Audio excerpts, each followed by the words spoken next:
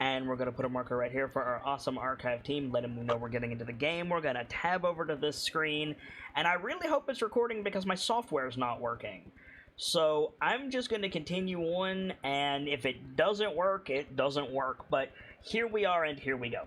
So, it's been a minute.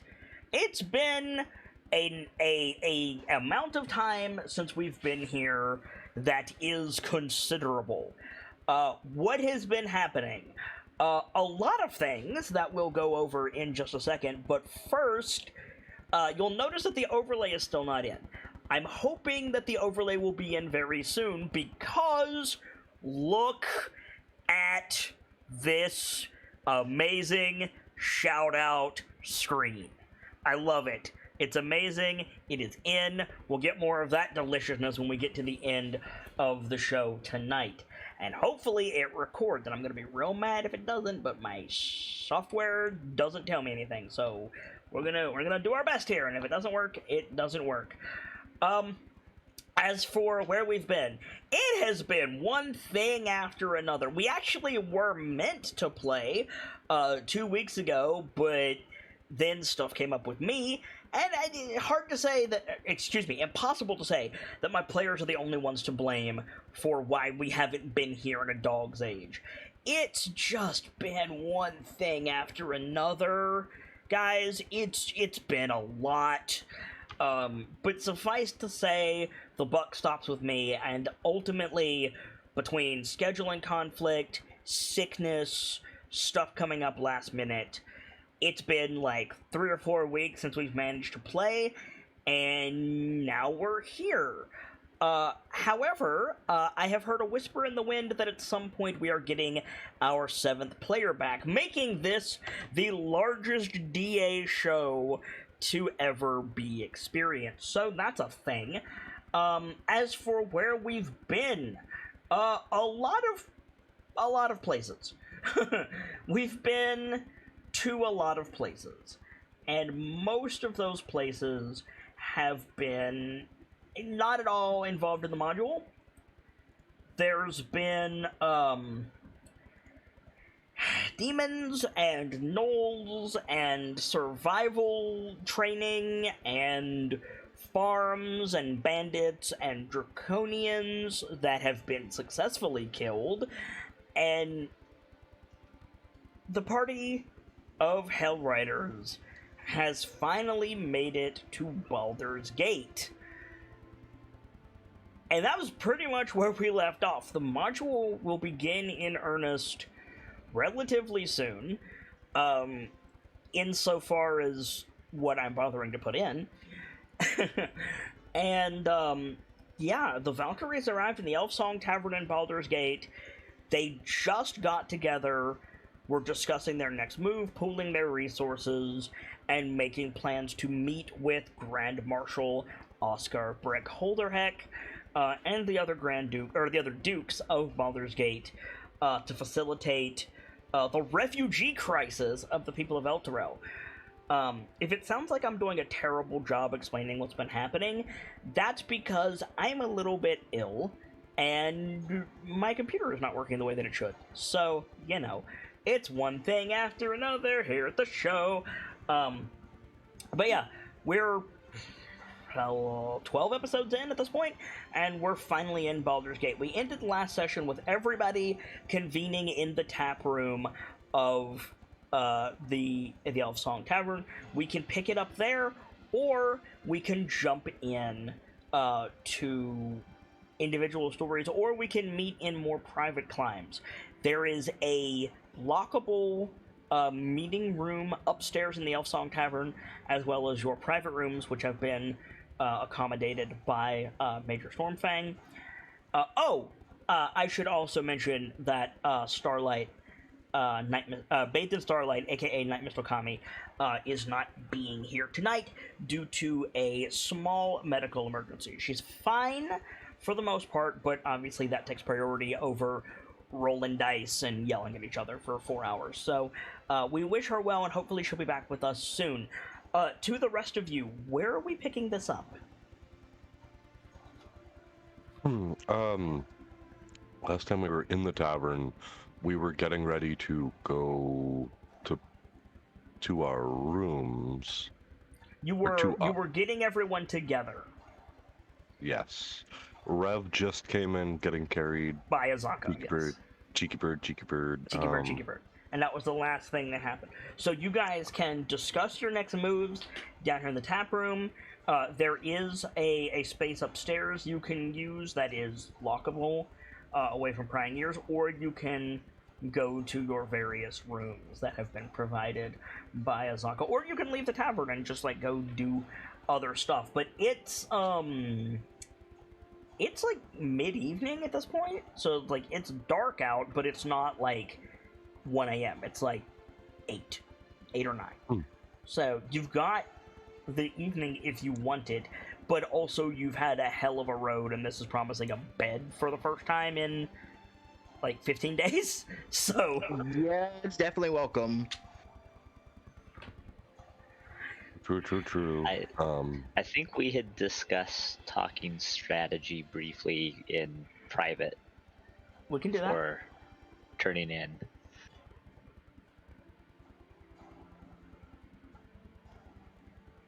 So the question you want is where? Yes.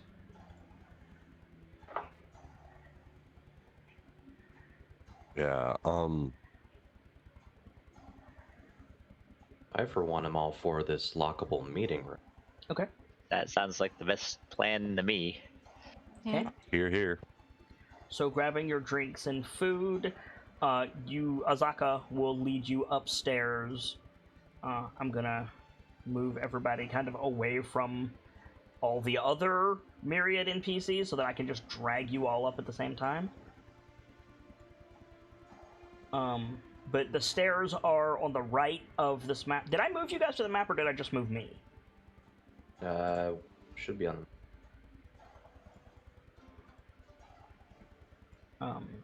And then you guys head upstairs, whoop, over to this room, and you can arrange yourselves however you want. There was a couple of surly-looking patrons like playing cards in this room, and they left quickly when Major Stormfang breezed in.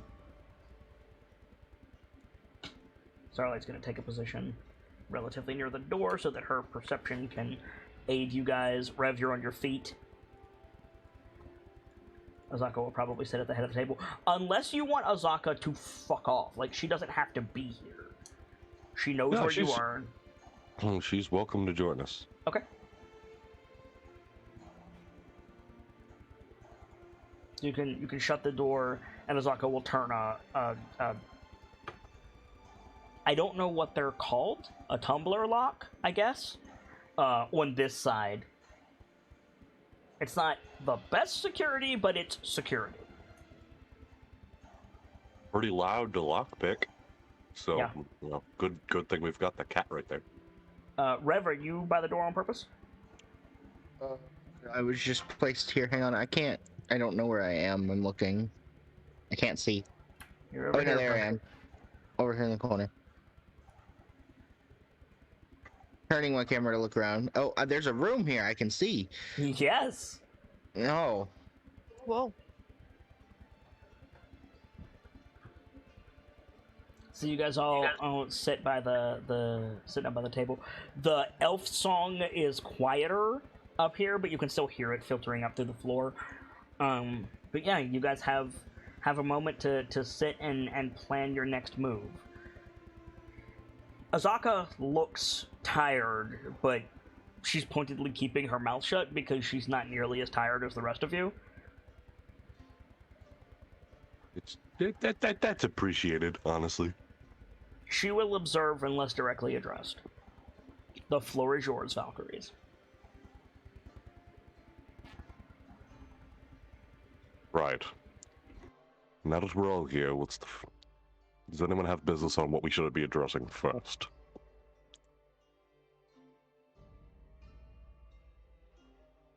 In reference to your meeting, Commander. I mean with our business here in Baldur's Gate. The meeting is, of course, part of that, and I have business regarding it I'd like to mention. but I need to open the floor to all of you first, just to be sure we have everything covered.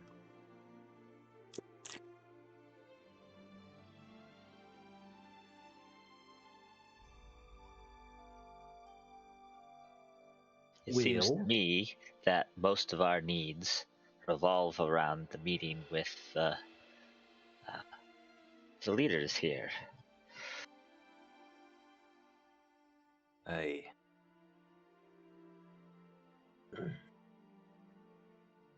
Would seem that way. Though, I do believe Todek is a bit outside of that problem. You need to meet with an Archmage, correct? Aye, sir. Figure out what's going on with this dragon nonsense. Hmm.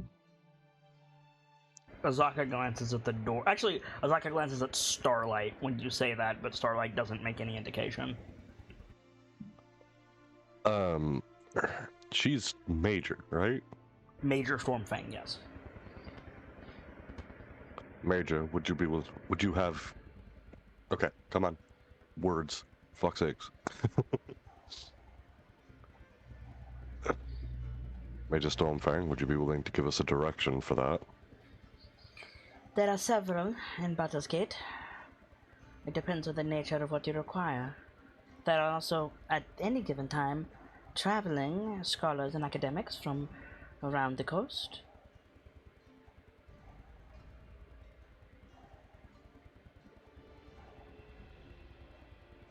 What was the nature of the issue, Todek? A, dragon-like disease? Aye. Be looking for somebody who's skilled in the field of draconic nature or draconic history. And the marshal is unacceptable because... Frankly, had no idea he was someone with a depth of knowledge in the subject. The marshal has a depth of knowledge about a great many things. He refers to it as a possession. Mm.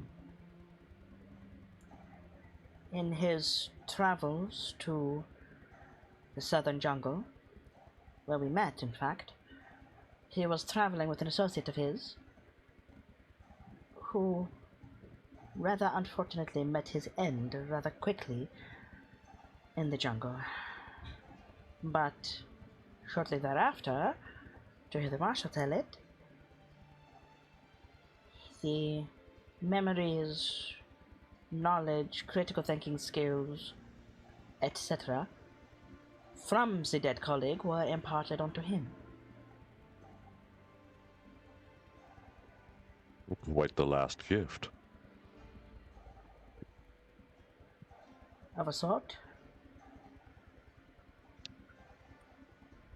Barring that,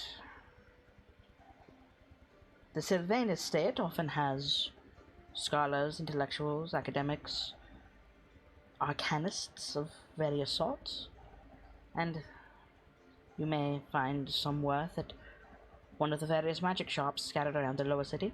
Sorcerous sundries, perhaps. Do you believe the disease is infectious? He looks at Tordek. Sorry, what was the last thing Azaka said? Do you believe the disease is infectious? Sorry, it's a little hard to enunciate with her. No, you're good. Aye. Quite, quick spread as far as I seen.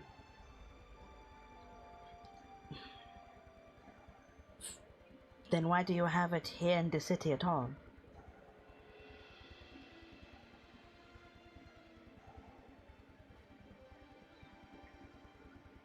She meant something different than you thought, Cookie.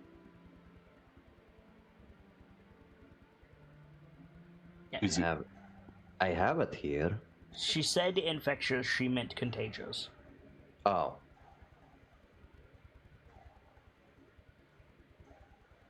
It's really only contagious if you touch the source material, as far as I can tell.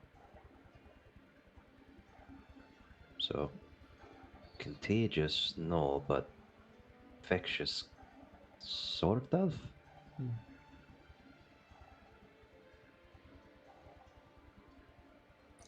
I can ask around. You are welcome to do the same, but if you wish, I can have likely candidates brought here.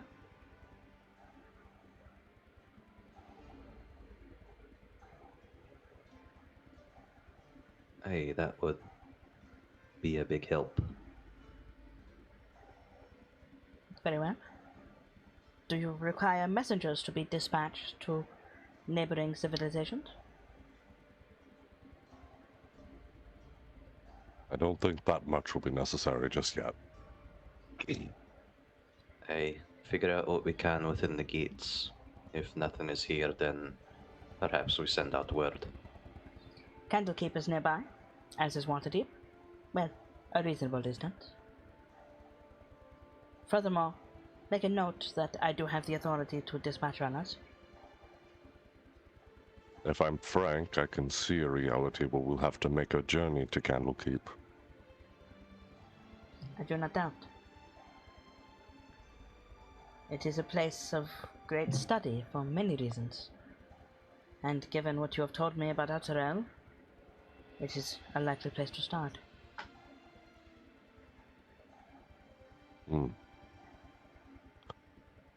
And she lapses However- into silence to let you continue. However, something you mentioned does bring me back to another piece of business. Everyone in this room has a certain level of freedom of movement about them. I'm the most limited. I'm wondering if we can supplement, well... Oh shoot, Quart's the name. Coda Nostrum. Right. It's at the bottom of the screen. Right. Private Quarter Notstrom, I believe you could assist me with this. The spell to hide one's true self. Captain, Hmm. much to the other Duke's chagrin, the authority in Baldur's Gate is the Flaming Fist. You are known to all of the Flaming Fist, and will not receive any difficulties because of your nature. Yes. There's just a matter of if Elturel, Eltelgard is restorable, and the High Rider yet lives. Let's say the structure won't be so kind to the revelation of what I am. Of the lies I've been telling over, 10, 12 years. I sympathize with your position, Captain. However, if you are to alter your appearance, then the new appearance will likewise have to be spread about the various guard postings as your current. I see. You have the freedom to move because they will recognize your face, or at the very least your armor. If anyone refuses you service, acts untoward, or otherwise hampers your stay here because of your heritage, I expect to be informed.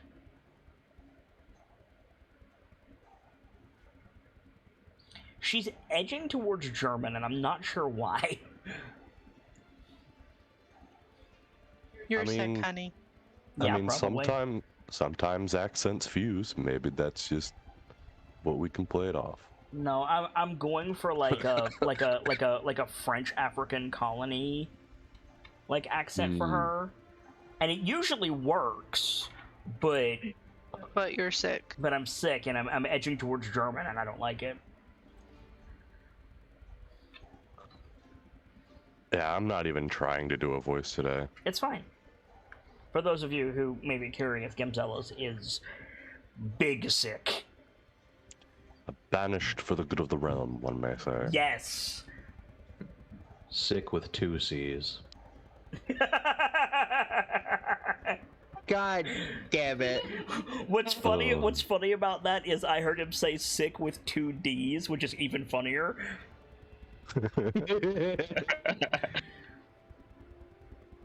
Oh. If Eltagard is to be restored, it will require a fresh start. Perhaps this is something that will have to be addressed then as well.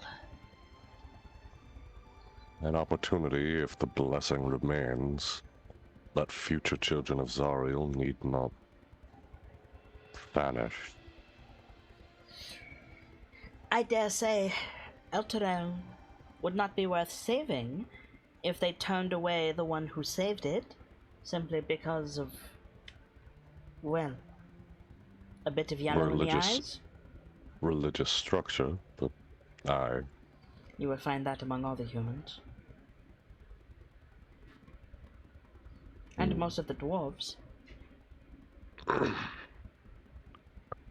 Forgive me for what I'm about to say, Tordek. Most dwarves are simple. You put a gold in their hand, and they're basically a puppet. Don't bother trying that with the Marshal. He is unique. I cannot explain how or why, but I have seen on several occasions someone attempts to bandy his favor with coin. If anything, he is allergic.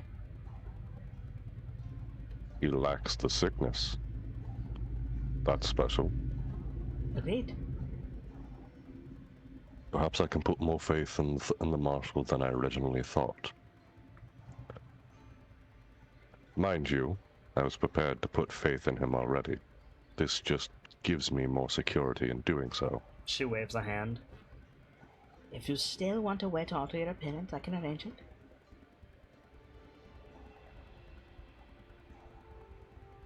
I simply do not recommend it.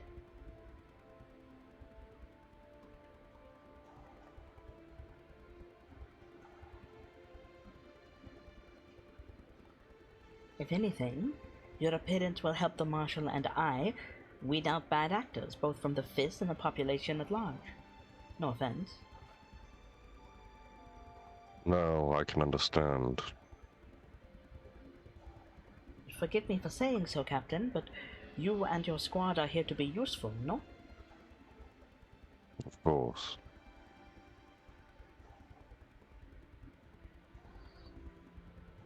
You may... And...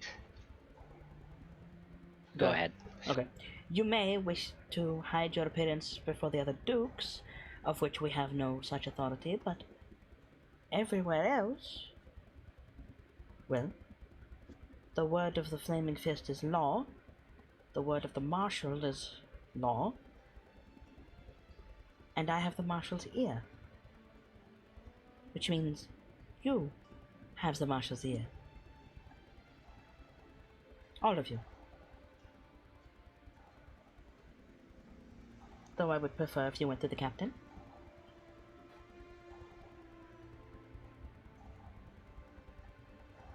And given the state of affairs in Baldur's Gate at large, our unusual appearances can serve us well in interacting with others outside of the leadership as well.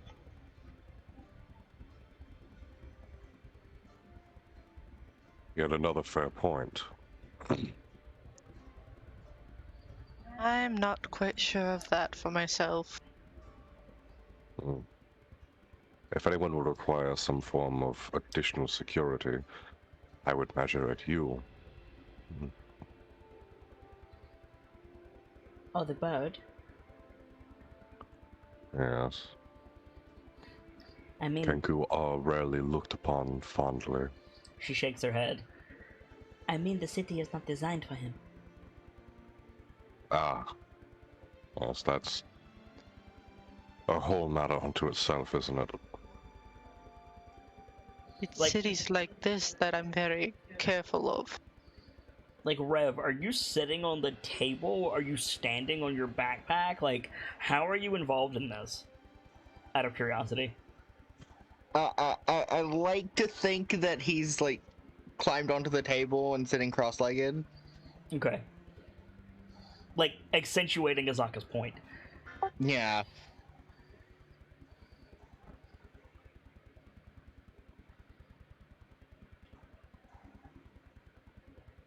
Like, Azaka looks over, makes a face. Will you excuse me for a moment, Captain? Of course. God damn it, she's going to go get a high chair. No, she... Like, okay, that's not far off what she's doing, but what she's doing is better than that. Cool. So she gets up and leaves the room. Somebody will have to lock it behind her. Probably Starlight, since she's closest Yep, to the door. that's fine. Technically, Star's Denki and right Starlight are equidistant, but that's fine. So yes, the floor is yours again.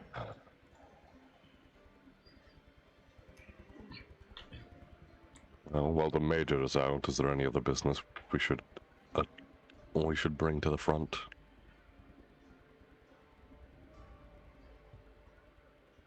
Most other business I can think of is predicated on what we learn from our meetings. Yes. Does anyone have argument with what I mentioned earlier? The likelihood of us eventually going to Candlekeep? I think Starlight says, "Why?" It's one of the largest storehouses of information in the world, yeah? Yeah. Okay. It's one of the largest storehouses in all of Toril.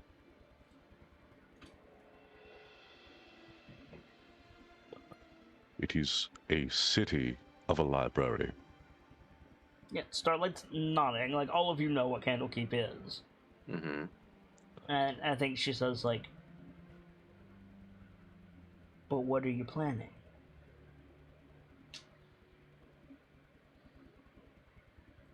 Major events like this, disappearances, not of people, of places,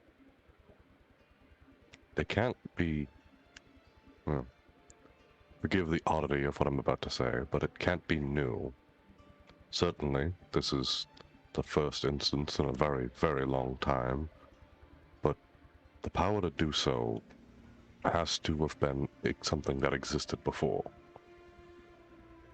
I want to find records of any such events prior, beings that were capable of such things, You and from say there we... disappearance, but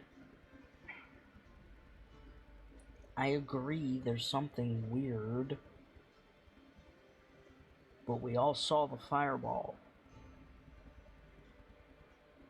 Yes, but there lies another mystery, don't you think? No? Think back to the crater. Not particularly smooth earth, certainly damaged. Didn't look burnt though, did it? Sorry, friend. I have several times said burned out crater. Fuck me. Yeah. Dude, the splash screen is a burned out crater. Yeah, like It just looks like some, like, fucking, No, now I will say, like, you have all independently confirmed you don't believe in your heart that El Terrell has been destroyed, and you feel this weird pull to Baldur's Gate. I'm not excluding that. And if Duncan is gonna ride or die on El Terrell's not gone, I think that is fantastic. But the evidence of your physical senses is El Terrell immolated. I see.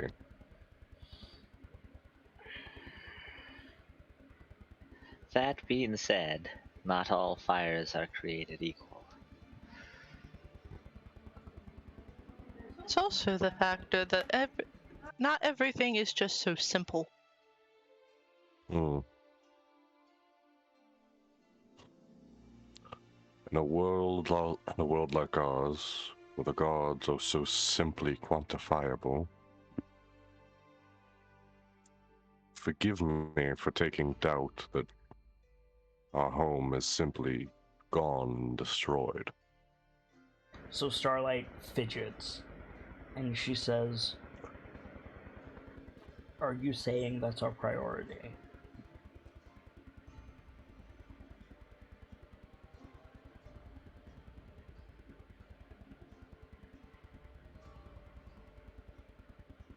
I would love to say so, but we've made several deals to make it to where we are right now. We're going to have to make several deals to make it further. You're saying we should just look into it. Yes. Eventually, a convenient time will come for us to step away from Baldur's Gate.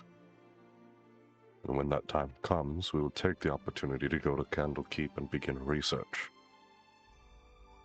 Starlight is like picking up everything off of the table and putting it back, and she's nodding, and she says something to the effect of like, "I'm sorry, Captain, I'll be quiet," but you can tell there's something else on her mind. No, come, speak. Yeah, so she's still like tapping her claws on the desk. She's definitely worked up about something, and she says like, "It's just that we brought those people all the way here, and you're talking about leaving already."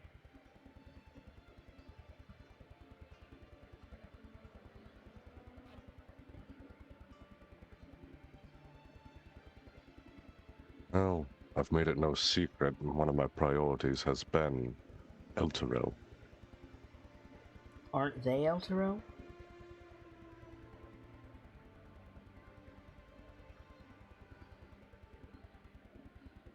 As has been evidenced from our trek here, there is only so much that our number of individuals can do for a group on that scale.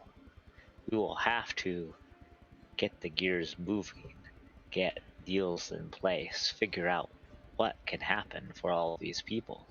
But we will not be able to settle every single refugee ourselves.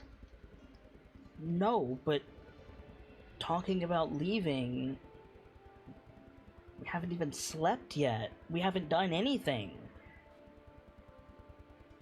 Just seems Worry early. not, Starlight.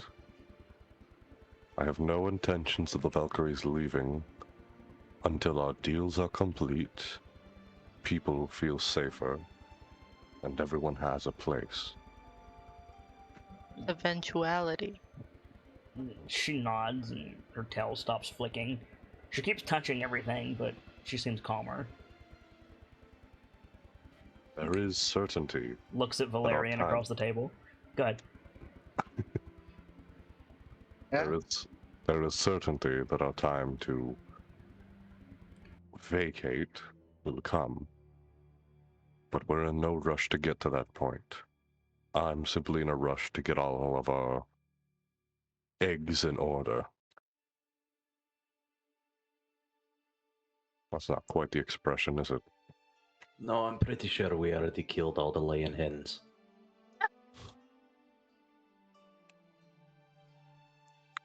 I think Dink is already making notes about breakfast.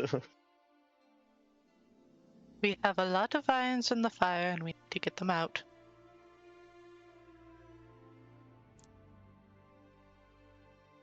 And it all comes back to getting off on the right foot with the leadership here. Yes. And that brings us to my next point of order, then. We will no doubt have to allying ourselves with one of the leads of Baldur's Gate.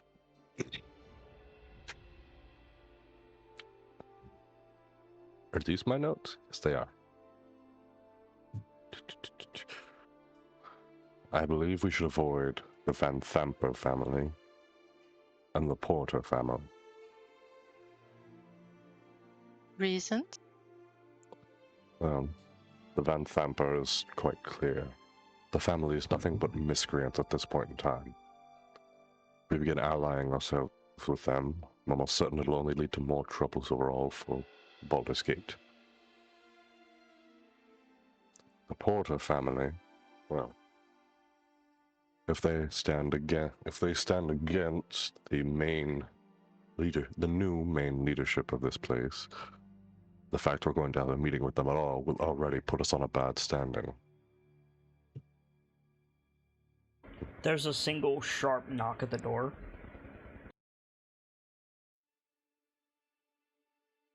I think Alright. he will check on it. Yeah. You unlock the door, you crack it open. Azaka is standing there with one of those bar seats on the long pole that swivels. Mm-hmm. Oh, you. Yeah, he lets her in. Yeah. And she goes over and plunks it down behind Rev.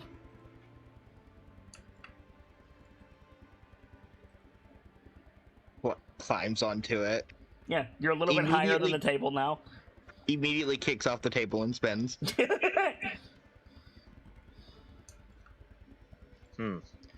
put everything on a stick in the city.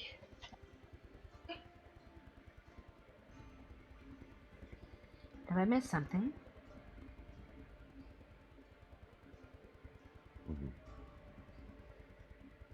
Nothing of severe significance. The moment we're deciding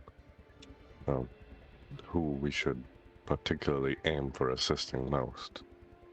Of course, the Marshal, but it's in terms of the other dukes who we need to aim for getting on the good side, shall we say. Honestly, all of them. I'd like to avoid the Van Thamper family as much as we can. From what I understand, Duke Blaine Stelmane? Blaine?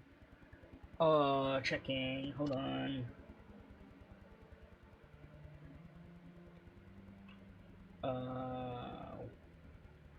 I don't have them as a character. 1 second, I can just copy paste the name. please. I'm going to now add Barstool Swivel to my sound sheet. Yep. Beline. Line. Duke Blaine Stelmane is likely to Beline, be 2 syllables. Oh. Duke Blaine Stelmane is likely to be one of our easiest allies to obtain. If they're as ill as is mentioned, Tordek is a trained doctor, as well as he and myself have some decent healing magics between us. I understand the desire to avoid the Van Thampers, but understand, if nothing else, they have deep pockets and their reach is long. 2 things that your refugees require. And Commander, this would not be the first time we've had to deal with unsavory leadership. We have our own Deal with misgivings all of it. about the Van Thamper family. However, they are responsible for no less than 60% of all commodities moving into and out of Baldur's Gate. That is a great deal of stock for one family. Indeed.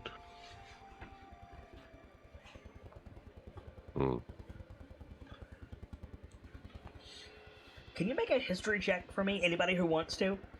This is Sure, I'll make one. this is regarding Balduran commerce.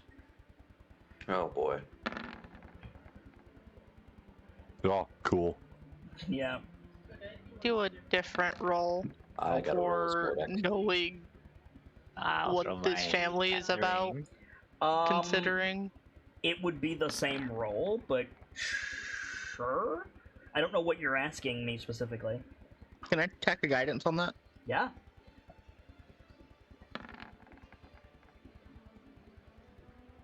Like, are you asking me if you've heard of the Van Thampers? Yes. It would be the same history check, but it would be a higher DC. Mhm. Okay. So Denke and Rev, Tordek and Rev, make sure you're rolling your characters, are the Yeah. only two who passed. So Baldur's Gate is kind of a shithole,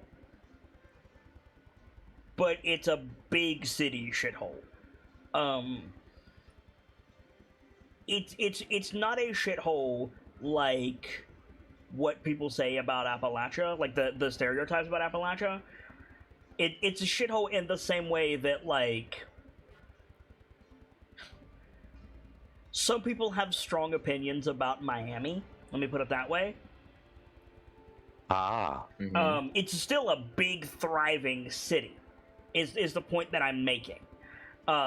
It's kind of a shithole because there's a lot of crime, there's a lot of abuse in various forms, there's a lot of I backed myself into a corner there with that shithole city thing, because any city I say is gonna get heat. Like, it's not the cleanest, it's not the best funded in terms of, like, public service, things like that. But it does crazy trade. So it's situated at the mouth of the River Chiantar, which means all the trade going to Elturel passes through Baldur's Gate. Furthermore, literally equidistant north and south are the two biggest cities on the Sword Coast, Waterdeep and Calimport.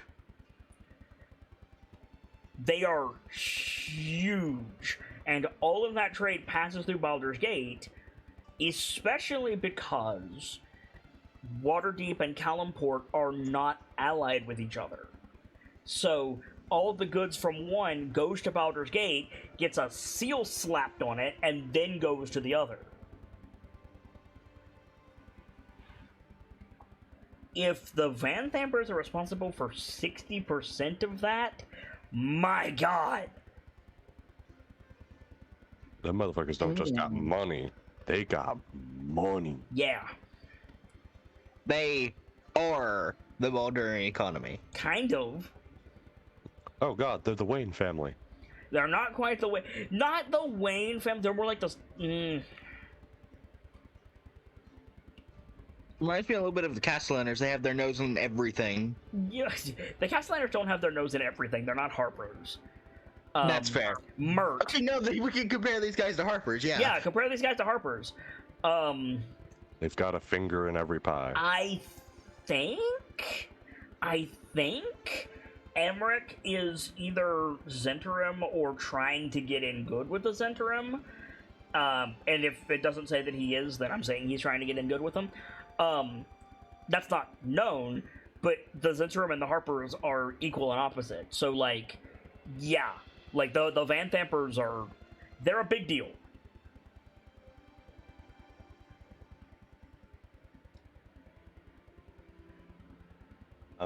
How many of the Zentarum leaders do we know are dead? Like 2? Oh, no, God, no.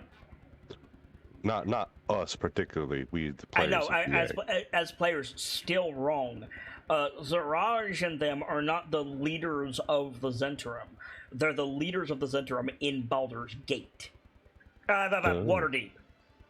Oh. They're not the leaders of the Zentarum by any means. Nobody knows who the leaders are. They are simply fingers to a greater hand. Correct. Spooky. And Zaraj isn't even technically that. It's Weird bottle. yeah, Schemo Weird Bottle. No, I think Siraj was one of them. Yeah, he's one of that group, but he's not. He doesn't do the politics. Schemo Weird Bottle is Emperor Palpatine. Zaraj the Hunter is Darth Vader. Gotcha. And then there's Manshoon. Manshoon is not Zentarum. Yeah, it's Schemo Weird Bottle. It's that shield dwarf. It's Zaraj the Hunter, and there's another one, and I've forgotten the name of them. You guys killed 2 of them. You killed Schemo, and you killed somebody else. No, Schemo was working for Manchun, but Manchun is not a Doom Raider. That's what they're called. We killed 2 of the Manchus. I think 1 in the vault and No. 1 with blood. You killed 2 of the Doom Raiders. You killed Schemo Weirdbottle and you killed somebody else, leaving Zaraj and the 4th member. That's how that worked. It might be Manchun? I don't think it's Manchun. I know Schemo is working for Manchun, but I don't think Manchun himself is a Doom Raider. Point being, they're not the leaders of the Zendro. I think as Major Stormfang says that, Dankei follows up and says, considering just how much commerce for the entire Sword Coast comes through Baldur's Gate, their reach and influence is even more significant. They are. Well, Thalamra is a dupe to the city for pretty much no other reason.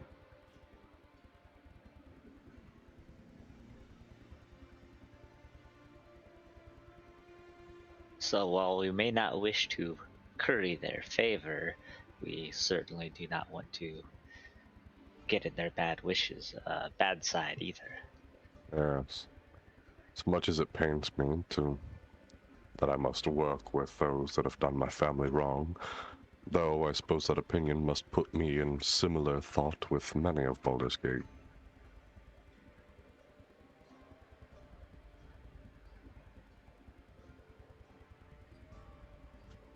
That reminds me. And what I'm about to say is in strictest confidence. If you would prefer I to speak to you privately, Captain, I will. Anything that need be said to me can be said in front of everyone here. The Van Vampers are associated with the Nine Hells.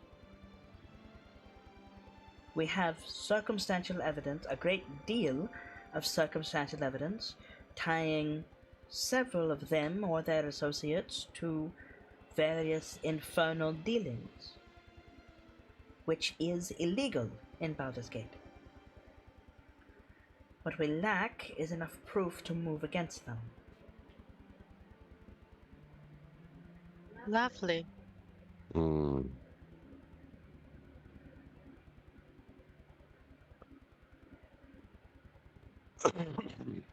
If only you had experts in fiendish dealings to ferret out information for you. Asaka grins and her face suddenly changes so she's got cat teeth.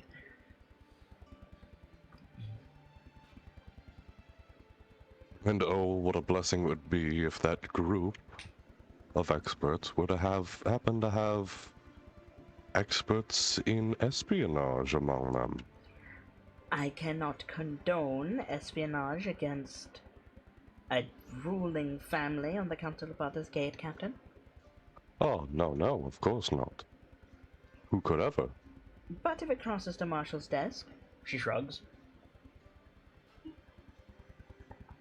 What is present must be used, as they say. And she sobers considerably. She says, the point is, I am warning you. I understand, Major. Your warning is heard and appreciated. she nods. I do not have any such warnings for Stelmane and Porter. You mentioned you already gave us a majority of what you knew about the Porter family. No, she gave you the majority of what they've been doing since she was brought in, which is obstructing Brick. And she told you why. Brick is summarily responsible for Liara's upset and also death. Like, it not only did Brick beat out Porter for the position of older second, he killed her. Listen, I don't know what that bitch did yet, but she probably deserved it. You know what she did to my fucking cat? She deserved that shit.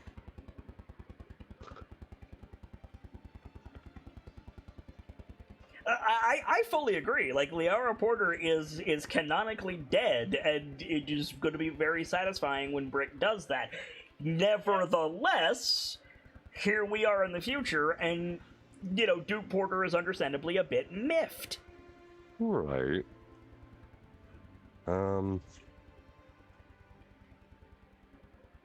The Porter family had a meal ticket, and then not only do they have to deal with the death of their golden child, but then the guy who killed her took her job. After just apparently being missing for a while, just Yeah, showed right. up, and they're like, "Oh, hey, you're here. Here's a new job." What? Okay. Yeah.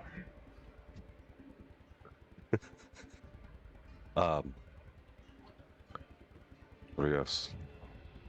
Until we had, fuck sakes. Until we get to those meetings, I suppose all of our business is covered.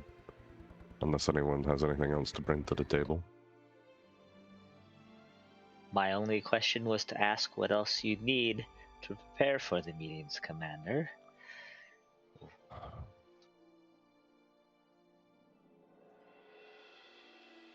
I can tell you with certainty, Other than I a have- good night's rest.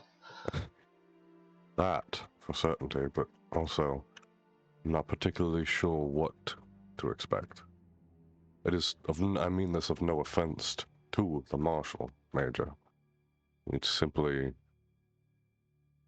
you know, I'm new to political meetings. This will be a first for me. Well, then the first order of business is when do you want the meeting arranged, and where? The Marshal knows you are in the city. He expects you.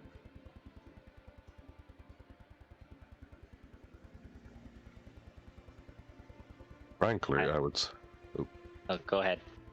I was gonna say, frankly, I would say sooner the better. Though if he has a particular place he would like to meet, I'm not opposed. She looks out the window. She says, He'll be at home about now. I can arrange it.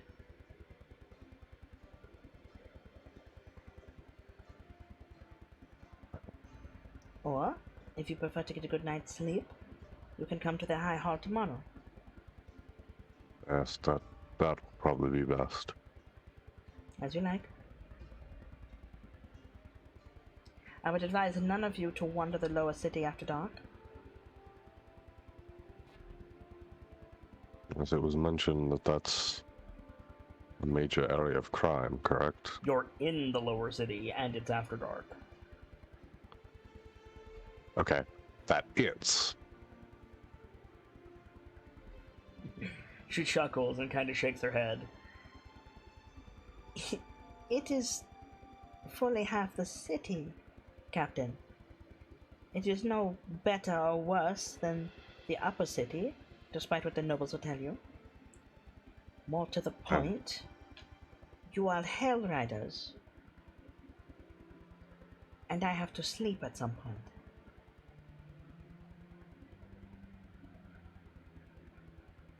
You make a fair point, Major. Forgive me. She dips her head.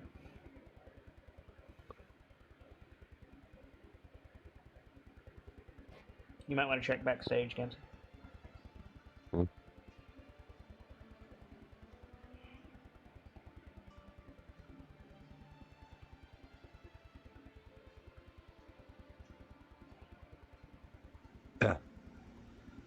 I don't have that in my notes. Okay.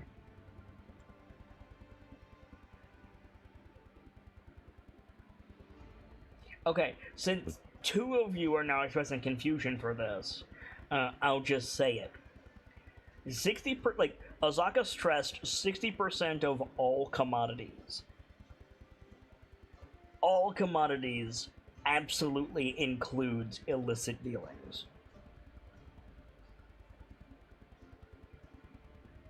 Okay. Yep. Like, Sorry, I went quiet because I started adding this to my notes. a disproportionate amount of all of the United States economy is related to, like, illegal things, but it's a part of the economy and it's factored.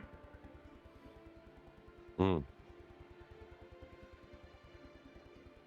Because it's one of the ways money trades hands. Yeah, It has to be like, counted. yeah, no, like, if you ever hear someone say, so-and-so was responsible for X percentage of, like, thing, something like all commodities or goods moved through, like, one of the ones I love to see is, like, travel shows. They're like, this seaport is responsible for 30% of all goods coming into the country, and I'm just like, that's where the cocaine comes in. Like, that's how that works.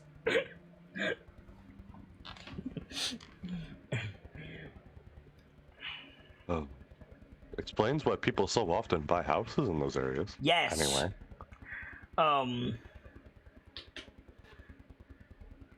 Goods from all over the world. You mean stolen shit. Got it.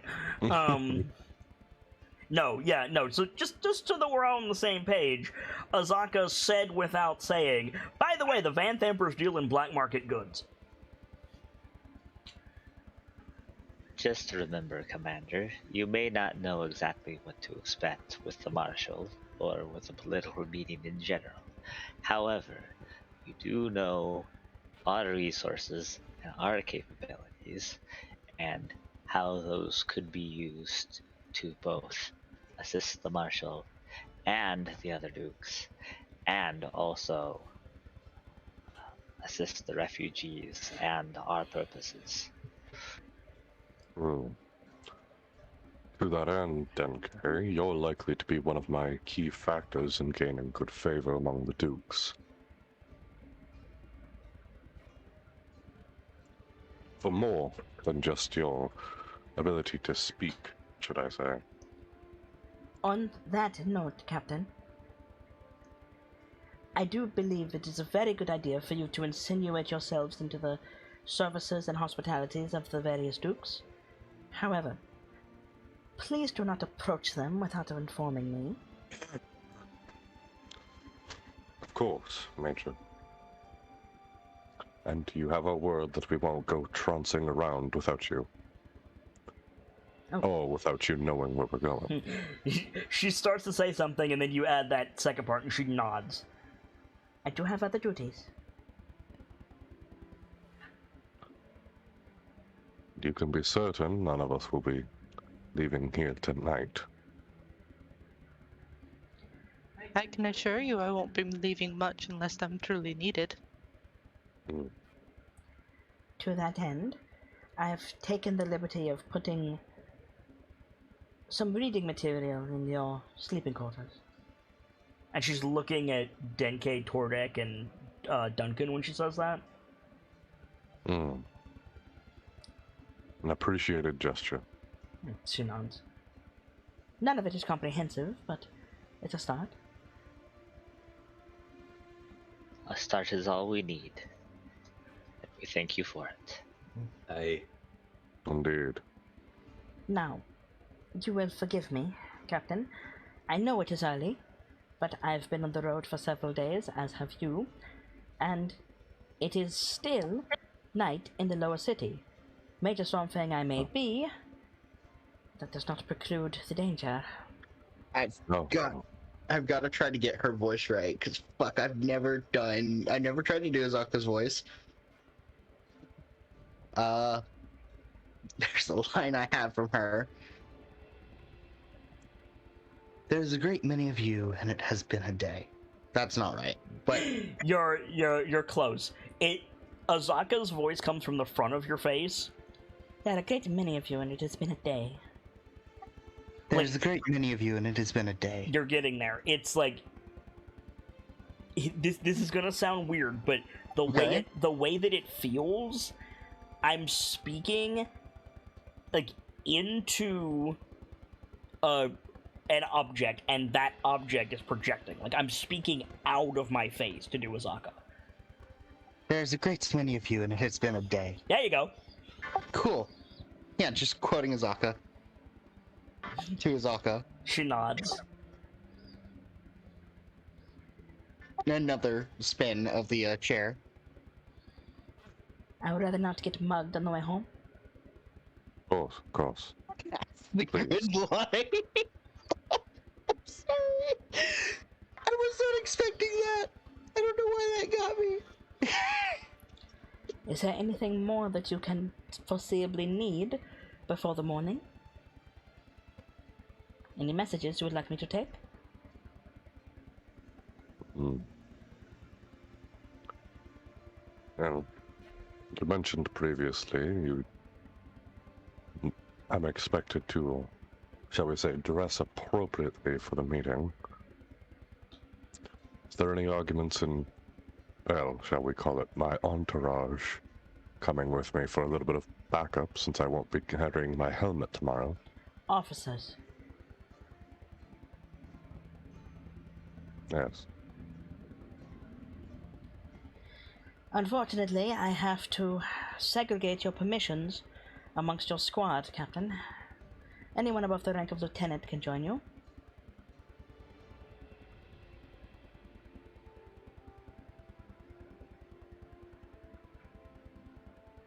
The rest, to quote Duke Porter, need a damn good reason. Wait. Does that mean lieutenant and up? Or Yeah, above? lieutenant and up. That, I think that only counts out quartz. It counts me out. No, No, it counts out out everybody except Denke. Yeah, it counts out everybody Yeah. except Denke. I have no What? argument. But you are a lieutenant, Denke. Exactly. Lieutenant and up, friend, can go. Oh, fuck. I'm Below lieutenant cannot go. blue. Sorry. But Azaka is telling you this in case you want to do some rank fuckery. Mm. Oh, I'm so upset. I don't have a line for I want a promotion. I really don't have a line for that. You have I Oh. volunteer, don't you? Huh? You have I volunteer, don't you? I don't think that's what I got, and I don't think anyone said I volunteer. I might have something similar though. Let me see. I think it would have been really early on. That's some bullshit. Uh, I'm honestly surprised you don't have politics. Right? I wish someone would have said that by now. You know? All Listen, right. we haven't I gotten to have. politics. Yeah, I was gonna say. Yeah. I have said that. I know he has. Don't remember you saying that, but I haven't sat down and gone through the VODs in their entirety yet again. So thank you. I appreciate that. Politics. No, Asa- that's not. Azaka That's not- hides a chuckle when Rev says that, and stands up. She says, I will come and collect you in the morning. Don't worry about breakfast. I time to take a bite. Of course. Any of you are Have a free good- to peruse the lower city. You'll find the majority of the shops down here. If you need to go to the upper city, simply let me know. and she's striding towards the door as she talks. With that, I wish you all genuinely a good evening. You've earned it, Valkyries.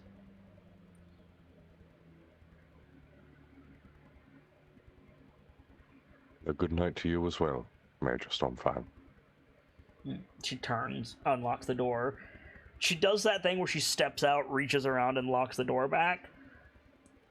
And then she gone. Oh. What was that noise? Sorry, I keep trying to clear my throat. Understandable. Madness, you know what I'm saying? Yes. hope the refugees have a restful night as well. Aye, aye.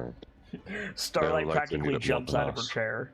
Sorry. Starlight practically jumps out of her chair. She's like, I can check on them. No, no, Starlight.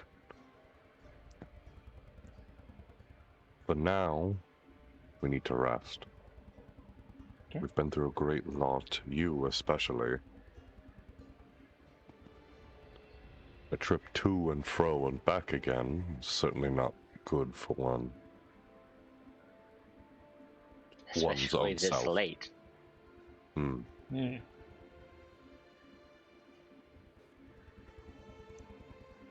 For the moment, everyone is dismissed. Okay. So what would you guys like to do? You have I think rooms Court prepared. speaks up before like anyone leaves.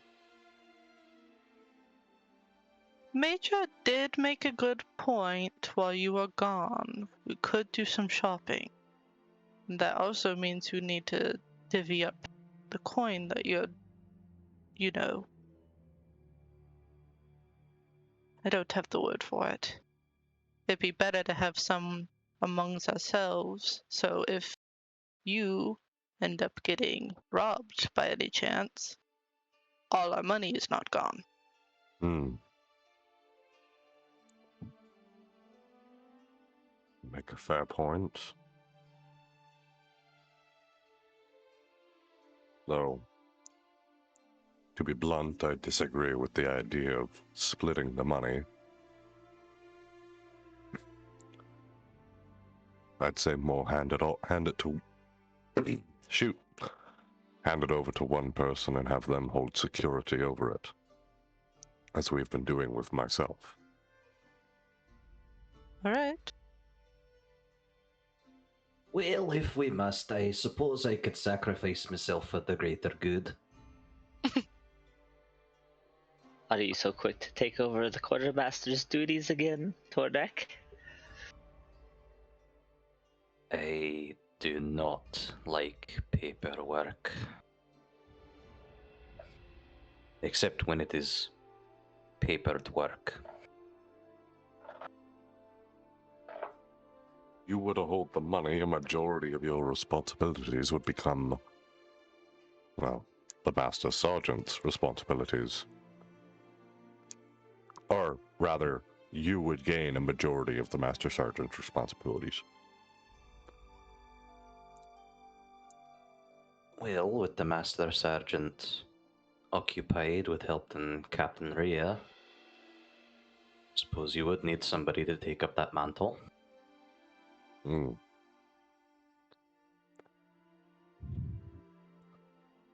Or, Just- depending on how things have transpired by morning, perhaps we can recall the Master Sergeant to take care of more pressing matters quickly. That would only leave Rhea outside the walls for all the refugees. Just saying. Her. Yeah, but I think we had some discussions about that Yes, before. we did. We did. So I know this is a terrible idea, but I also feel like Starlight would say it. Starlight just goes, I can hold the money. I can hold the money. Forgive me. Rev also raising his hand. Forgive me, Starlight. Rev. In the most polite way I can manage. Go fuck yourself. I would rather delegate.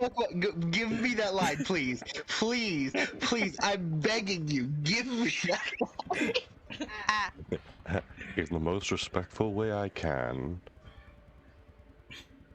I would rather delegate these responsibilities to someone more in tune with their requirements. If I may interject, I'm not opposed to taking her place out there with the refugees. I'm better off not being in the city. While true, that would It's also cut dangerous you. for- While you're correct, that would also cut you off from the security of the Major. And frankly, I'm less inclined to do that. I think to Duncan, he crosses his arms, in Rhea's voice. You're not good for my blood pressure. You're not good for anyone's blood pressure. Stop it.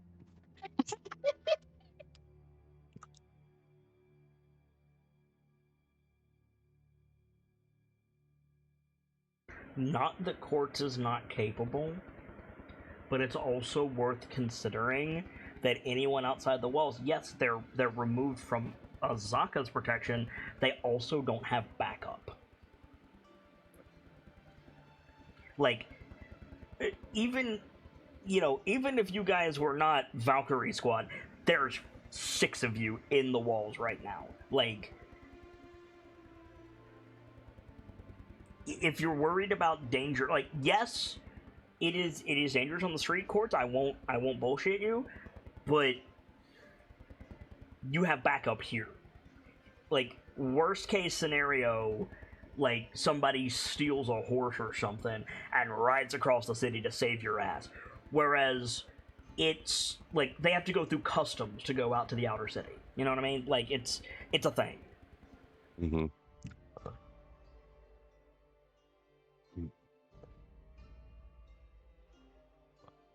Between, well, out there's only Rhea and Calendria. Their only backup is one another, and they don't exactly have the Marshal or the Major's protection. Perhaps that should be one of our first orders of business. Finding more protection for those in the outer city until we can get everyone situated.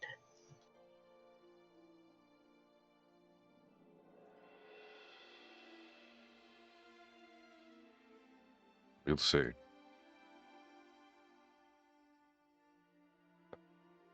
For the moment, I didn't hear any arguments toward taking the money. Is there any opposed? I think Starlight slowly raises a hand. Starlight, my dear child, I love you as a child, I do. You can't keep your hands off things, and in a place like this, that will be seen as purchase. No, you said someone opposed to Tordek. And why might that be? He's busy. He's the doctor. He's got that infection thing. And the refugees might need help. If anything, he's more likely to get stolen from than you are. Alright, you make a fair point.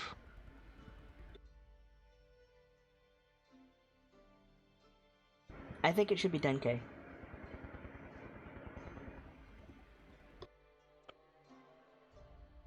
Any opposed to that?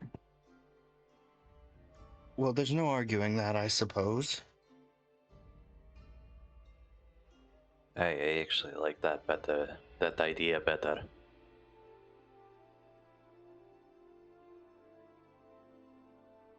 Right then.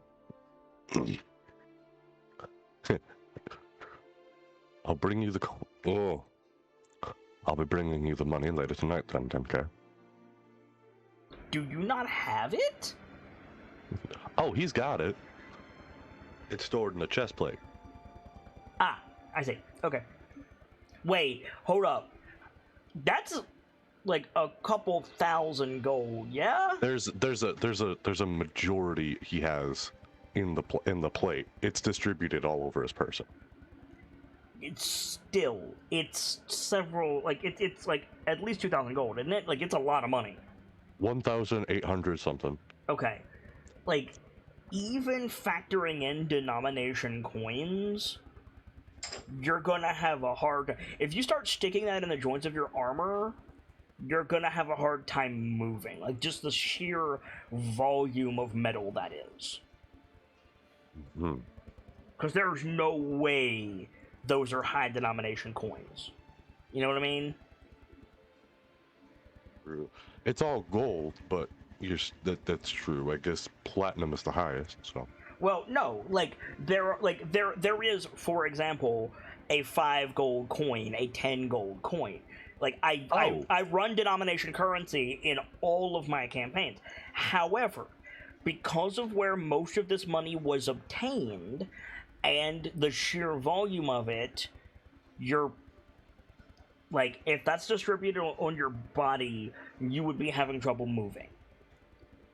I see. I guess I'll walk that back then. I didn't really think about that. My apologies. No worries. If it was like a couple hundred gold, I'd be like, yeah, sure, hide under your breastplate. But 1,800, I'm sorry. Make a fair point.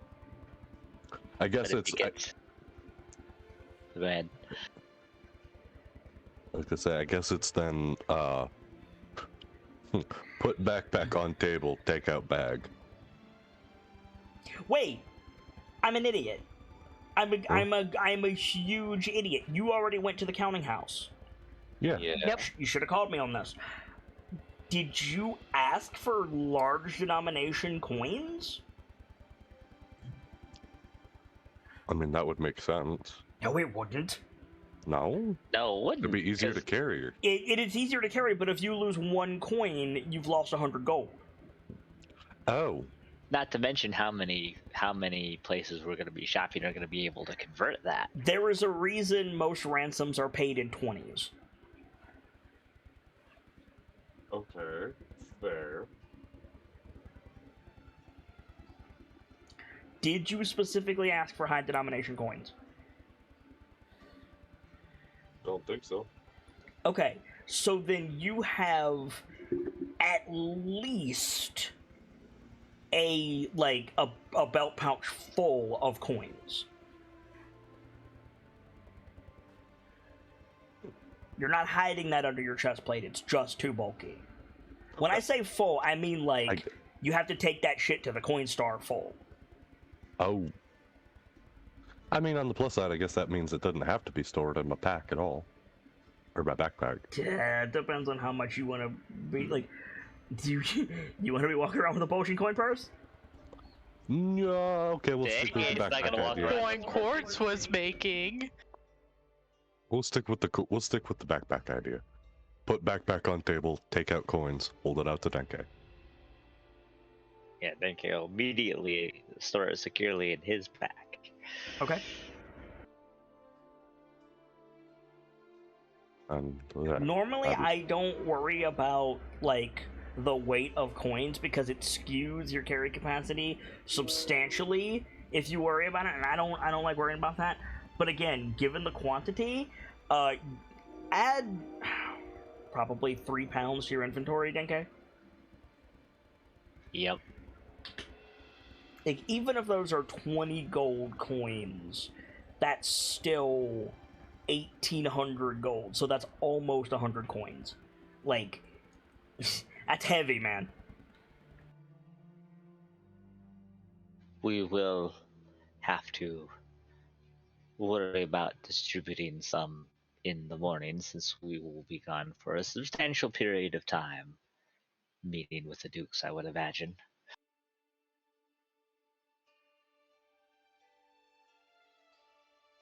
Holy crap.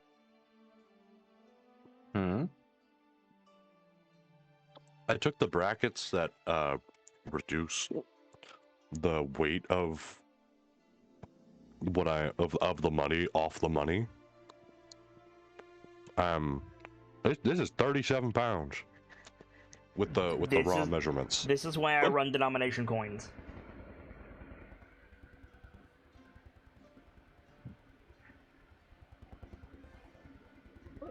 Oh. Oh boy. Okay. So, And now I have hiccups. Awesome. now that that's out of the way, are you heading to bed, Valkyries? What's the play? Well, I think Denke at least was going to check out the reading material in his quarters. Well, yes, but if you're there's- retiring to your quarters or doing something else, let me know. I was gonna say that's hand some money over. He puts the money away. Yeah, and I believe that's the last of our business adjourned. Everyone head to bed. Okay. Like you said, you are dismissed earlier, so it's not necessarily them going to bed. It's like, what is your play, Valkyries? Are you going to bed, or are you doing something else? Horse is Remind me, probably going to bed. Okay. Unless Did someone Tordek stops her.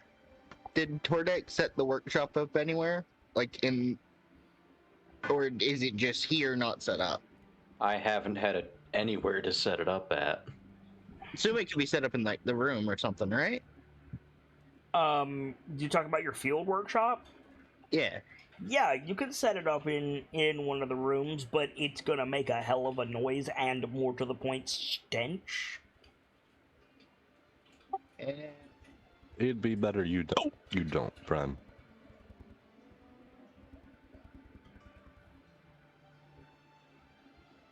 It's up to you. Alright. It's up to you. Yeah, alright. I'll hold off on it. Okay. I mean, that is certainly something that you can ask the commander to look into, getting you permissions to use a workshop. Yeah. Mm-hmm. Or a place to set up your own. Either way. Oh gosh, dang. There's probably access to something better than a field workshop in Baldur's Gate, I'm just saying. Fair. Are you going to bring it up, or are you going to go to bed? Yeah, I'll bring it up. Let me. Are you going to bring it up with everybody in there, or are you going to tarry while everybody else is leaving? I'll tarry while everyone else is leaving. Okay, Tordek, are you going to bed? Yeah. Court's already said they're going to bed. Denke, are you going to bed? Yeah, I think he will make sure that Starlight is settled enough to go to bed, and then he'll go himself. Okay. So, Rev, everyone else has left. Yeah, go up to is it Duncan, right? Yep. Duncan's written a bit in my book. I'd say like there's like 5 pages left. I've written on one of them. It's a little tattered. Hold it out to Duncan. Now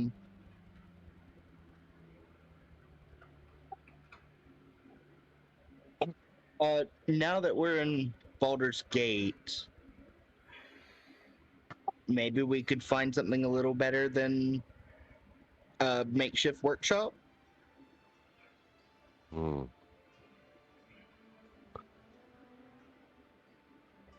Pauses, pulls the book away, writes again. Some of the things on Clockwork needs heavy repairs, and I haven't had a chance to work on it in a while. I see. So, that's certainly something we can look into while we're here. I can't make you any guarantees, but I promise we'll at least look.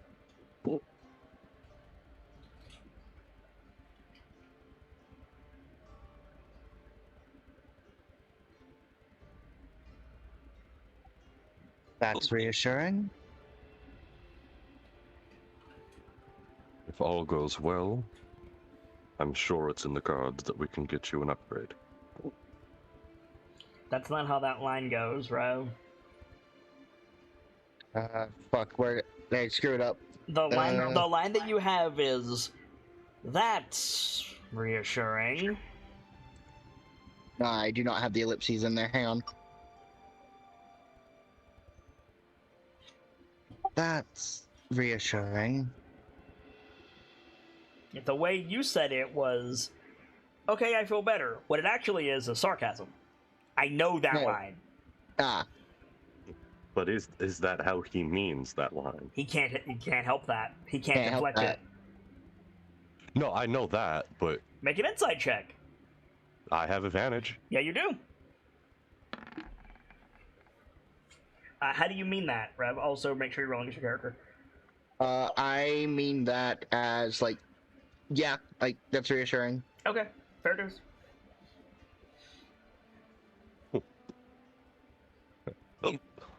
And like you just said, I'm sure it's certainly in the cards that if things go well, we can get you that upgrade. Now, we've all had a long night. I'm going to rest.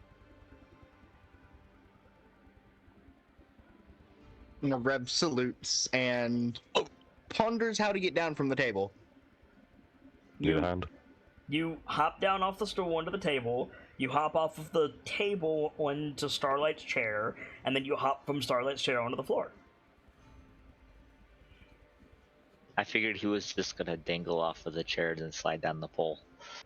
Well, no, because the stool juts out. He wouldn't be able to reach it. Just jump off the stool onto the ground. You won't. You're right, he won't, because I will roll fall damage. Yeah, I'll take fall damage. And yeah, like down stool, down to chair, and then climb down to floor. There you go. Well, when you're tiny, fall damage becomes 5 feet every 2 feet free. Or first 2 feet is free. It's not quite that bad, but you're right.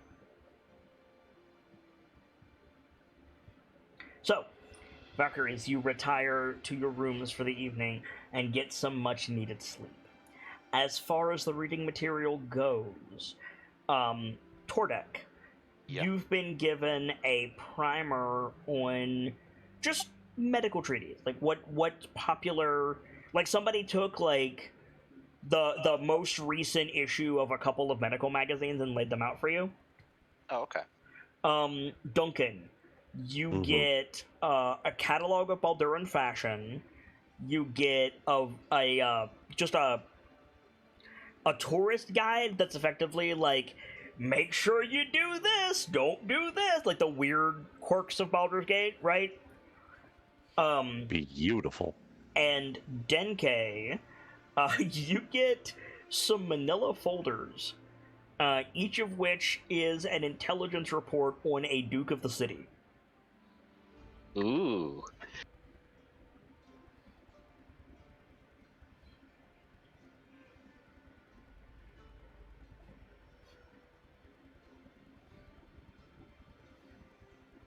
Azaka didn't technically lie.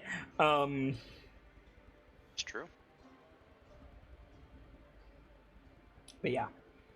Also, it's weird you didn't tell Azaka which room you were staying in, and yet the stuff is in the correct room.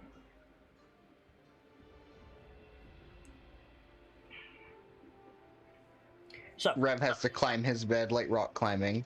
Nope. There are, doggy stairs. Oh my god, Azaka!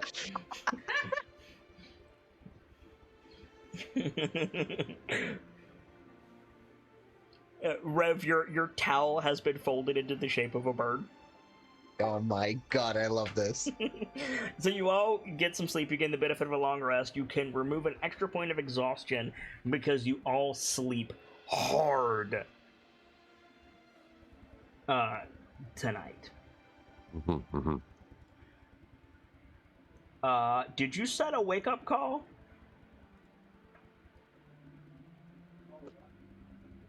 Oh, I don't think so. I don't think so either. So,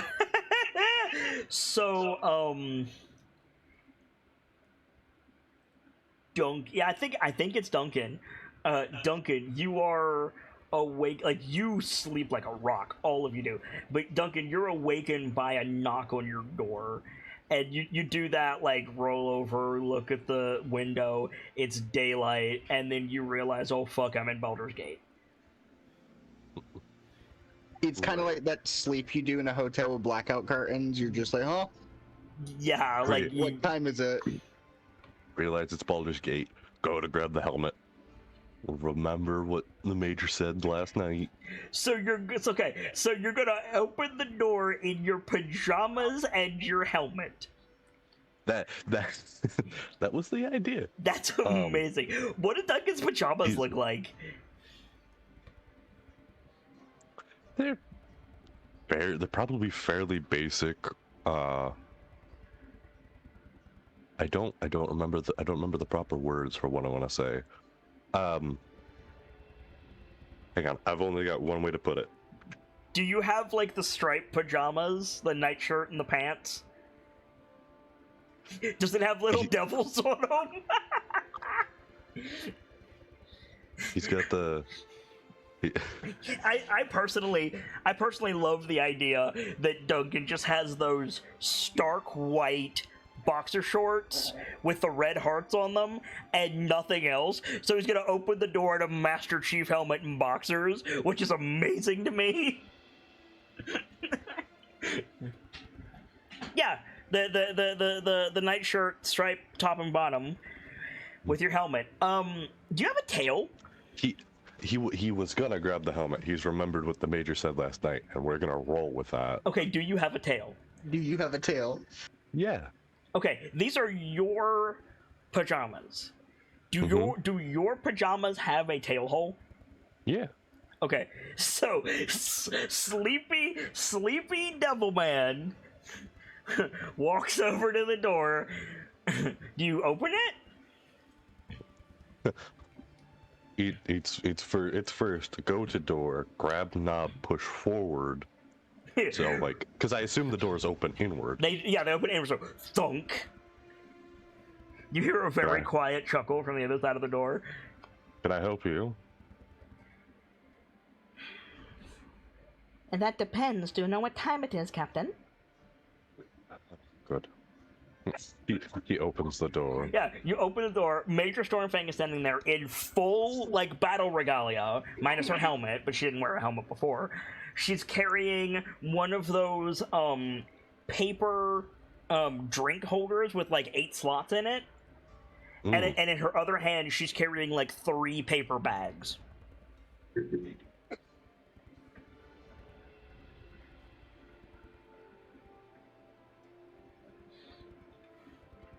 One of the cups is noticeably smaller than the others. It's a little shot glass. Not quite that small. Yeah, he clears his throat, stands a little taller.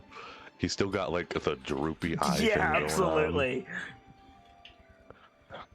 Forgive me, Major. I decided not to leave any sort of wake time because I figured it would be good for the group. If you're willing to give me, I'd say, 10 minutes, I can have my clothing on and ready to go. Take your time, Captain. It's only 6 bells. Oh, Coffee? please. Takes one of the cups, holds it out to you. Heard it's of a bit of a specialty of Baldur's Gates. She nods. I took the liberty of customizing everyone's order. You certainly seem to have a talent for it. Customizing, I mean. Are you referring to the literature? Yes. That was not me, Takes a that sip was of a the Marshall. coffee. You take a sip of the coffee. It's I don't know a lot about coffee, so bear with me. It's for you, Duncan. I think Azaka got you one of those like paler coffees. It's not super rich. And it's seasoned with cinnamon and vanilla. Ooh, that'd be Which, good. given the fact that this is, the Sword Coast, it probably costs the equivalent of like $25. Hot damn.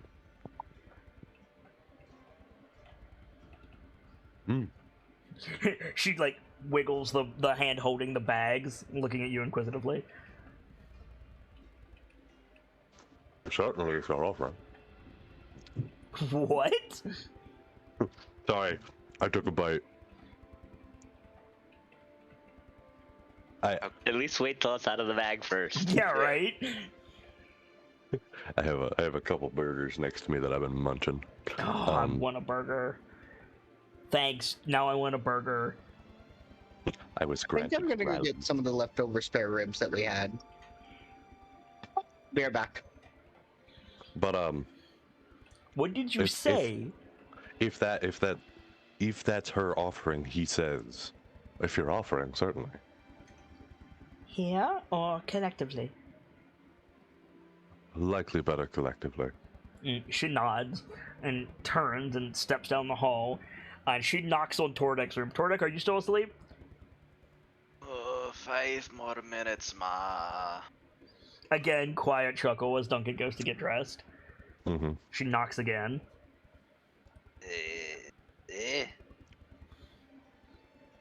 Is there a flump as he falls out of bed? Yeah, absolutely. He's a dwarf after all. They're not quiet creatures. Oi.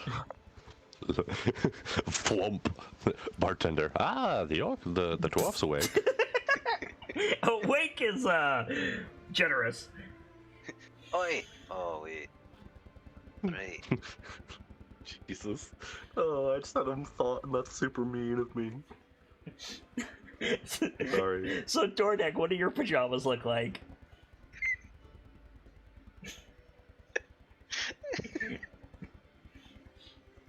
Is it just a toga? Just comes out wrapped in a bedsheet.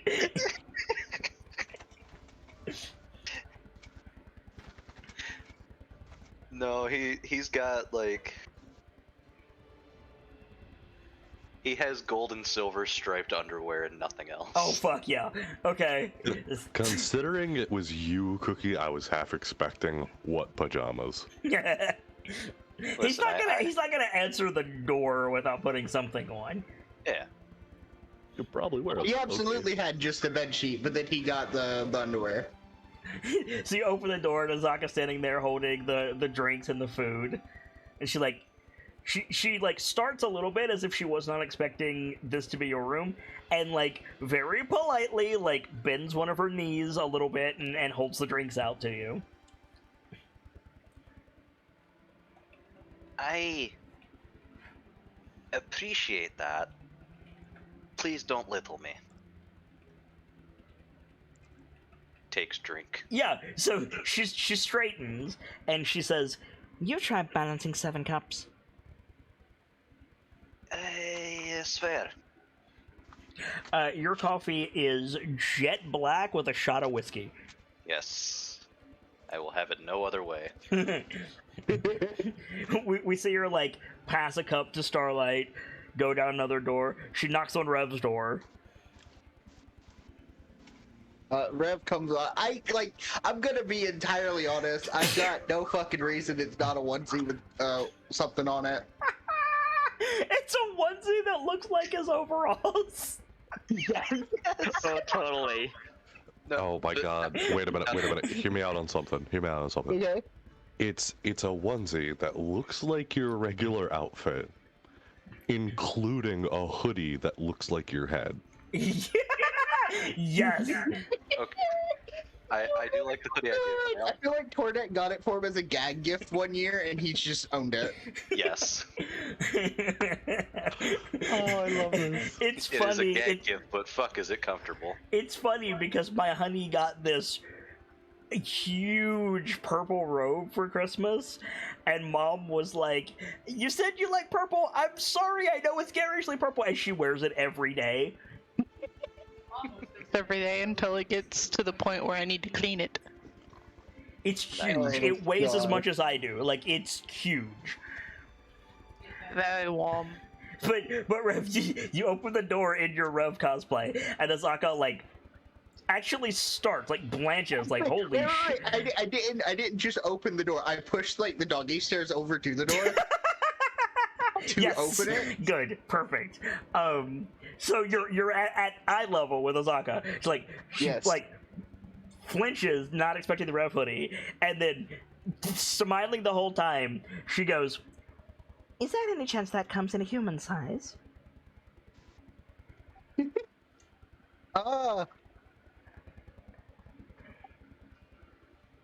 Ponders, rushes down the stairs, goes to get his book, comes back, climbs all the way back up.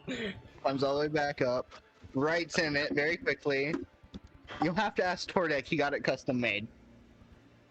She nods. You very obviously see the internal monologue of Asaka Stormfang of, I'll have to figure out what Taylor it was, and then, oh wait, Elturel. Oh, wait. Just take Rev and the outfit with you to your tailor of choice Yeah, and go, pretty I need you much. to make this. A She- bird? No. What the bird is wearing. So, They would. I'm just imagining most people would. I'm just imagining Asaka in a Raven onesie now. Anyway, Now I'm thinking of a red body pillow. Thanks. she hands you the littlest cup, Rev. I'm imagining an Osaka body pillow. Looks at the cup. How big is the cup? Rev sized. It's Rev size. You got a shot. It's like yeah, Rev is not that small. He's about the size of a house cat, which is like Yes. 15 pounds, something like that. Imagine a child's cup at a restaurant. Yeah, like it's noticeably smaller, but it's not like dinky. He's not Tinkerbell. You mean he got a sippy cup? Yes. I Basically. will take a sip from it. Okay.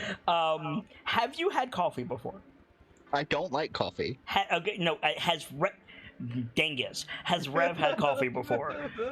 Oh no. Okay, good. It's decaf. I don't think Duncan allows him to have. Okay, good. It's decaf. Cool. It's decaf, and Zaka was just, I'm just gonna give you decaf and be done with it. I don't like where that's gonna go. Duncan's never let Looks at Rev the small cup. Looks at the other cups in her hands. Points. You don't know that decaf tastes different. No, like bigger cup. Shakes her head. Yeah. You would have trouble with the bigger cup, and also it's more liquid than you can hold. Yeah, that's fair. Like That's fair. a normal size cup to you would be like a 7-Eleven big gulp to Duncan. That's gotta- fair. You gotta invent a cup of holding. Like even if some and I'm gonna get flagged for that. I'm gonna get someone being like, I drink big gulps. Yes, you do, but do you drink them in one sitting, or do you drink them over the course of like 20 minutes? There's your I answer. drink it over a course of a day. Yeah, you don't chug. If you're sitting there hammering big gulp with a single burger, I'm impressed by you, but also check your blood sugar. Anyway, I'm impressed by you, but also, how you feeling afterwards, champ? yeah, right. So I saw a guy do it once. I don't think I've ever seen him another day in my life. Wonder why. So Asaka like politely closes the door so you can climb down easily, and then she knock at Courts. There's a knock at your door. Oh my. She probably calls out a, "One moment, please," and just gently gets off the bed towards the door and What do opens Courts' pajamas look like? Probably just a plain flowy nightgown with some crystal pattern around the edges. Nice. Nice. You open the door and Asaka's carrying the 3 paper bags and the thing of drinks, and she holds one out to you. Take it. It is. What's the chocolate thingy? A mocha? I guess. Like hot chocolate mixed with coffee, but it's like white chocolate. I think that's a white mocha. Okay, it's one of those. All right. And she says like, The captain has asked everyone to come to the meeting room from last night once you're dressed. All right. and she goes and knocks on Denkei's door. I think having heard everything else, Denkei's opens it as soon as he hears the knock. Like, you surprise her, which is hard to do. It's like, "Click," and she sees you. She holds out the last cup to you. Well, second to last, 'cause she got one for herself. Much obliged, Major.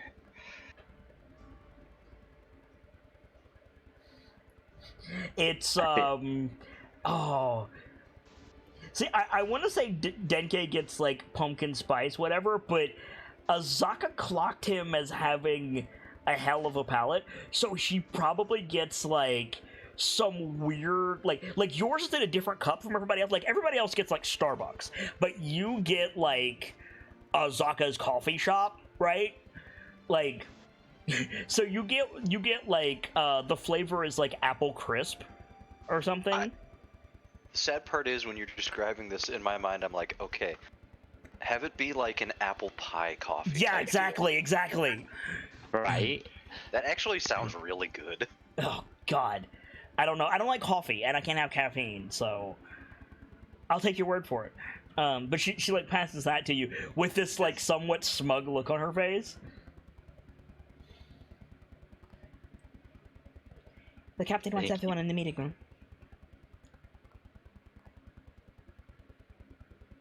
I shall be there momentarily.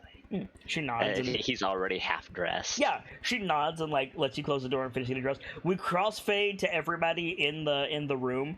The bags were full of pastries. Very cool. A quick thing.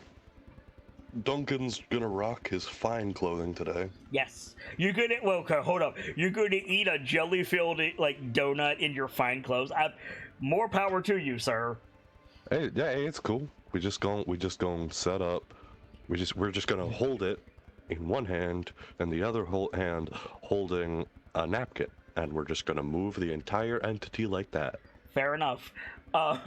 So what is the Valkyrie's pastry of choice? I feel like Starlight, who's not here, I feel like Starlight just has like some like mixed berry, like what are the fucking a Danish, like a mixed berry Danish with like icing, something really sweet. What's everybody else's pastry of choice? God, I feel like Revs is absolutely the type of bread, but I'm not sure what kind of bread it is. Bear claw? Ooh. Is Rev Rocket a chocolate croissant with the decaf coffee? Yes. Yes. Croissant. Okay. Quartz, what's your pastry of choice? Azaka did not specifically get these. She basically went into a bakery and was like, "Give me that." So there's stuff that the Valkyries aren't gonna eat, but like, what did they choose? What did they gravitate towards?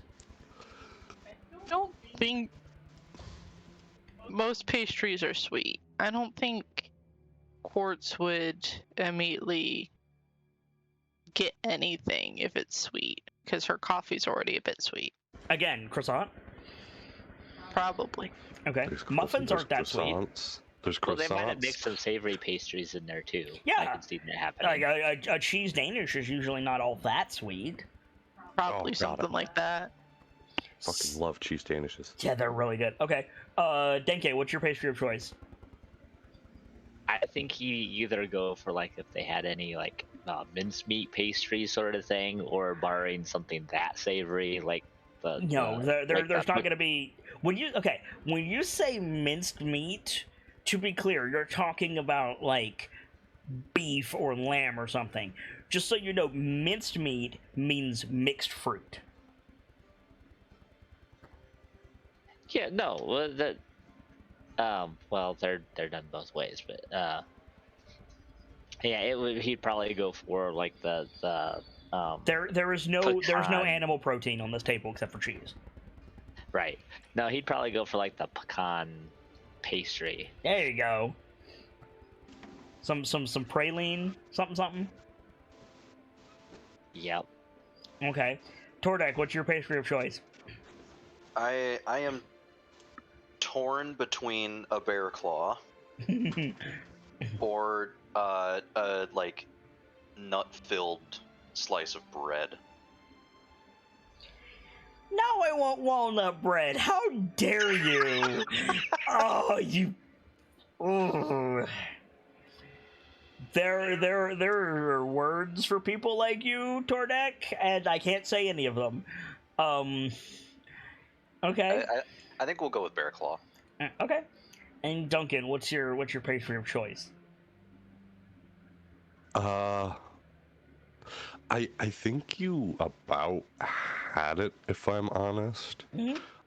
I like to think it's one of those sugar top dusted jelly donuts, but it's not like, but it's like a mixed jelly. You know what I'm saying? Oh yeah. Uh, could I possibly tempt you with apricot jam? I think apricot's rather appropriate for Duncan. Yeah. I agree. Not me though. Keep that away from the games. Yeah, no, that's fair. Ugh. Azaka, I feel like Azaka has like something like to keep her going throughout the day, but something like on the plainer side, just like a cake donut or like a croissant or something.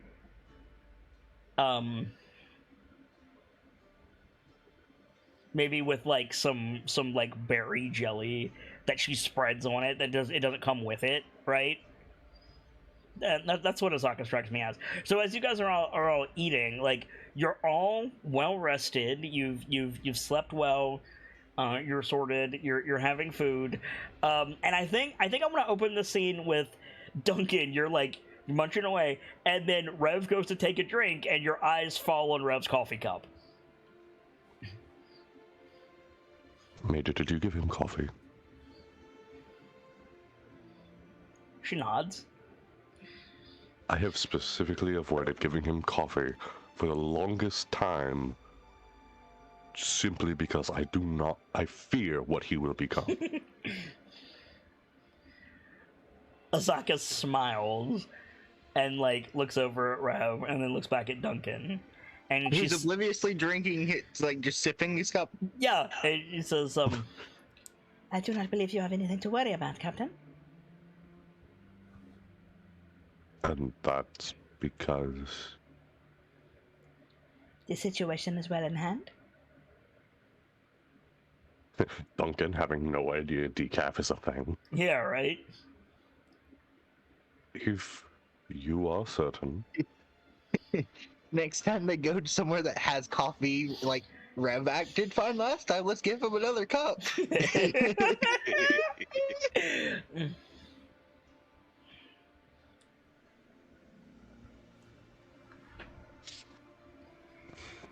I thought Right. this size was appropriate. Nodding at Rev's cup. Which, like, yeah, Rev, like, you can hold your cup in one hand. Like everybody else.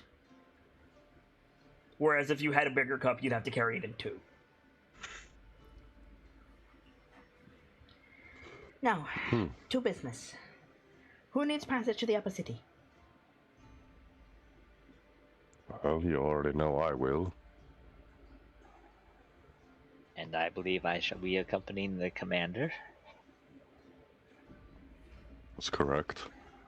Sylvaine Manor is in the upper city, She's looking at Tordek. Hey, the access is will.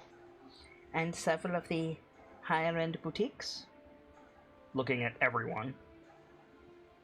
Boutique, in this instance, for those of you who don't know, is another word for a type of shop. It's not a beauty salon.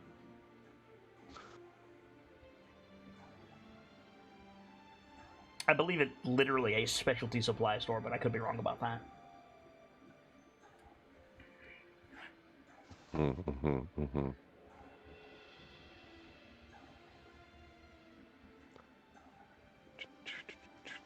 What of the rest of you?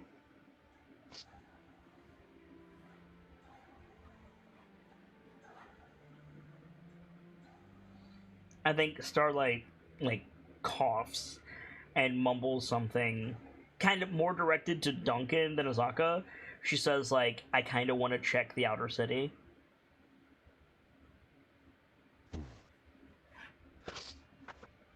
To do that, you'd have to pass back through customs, and I don't know if that's...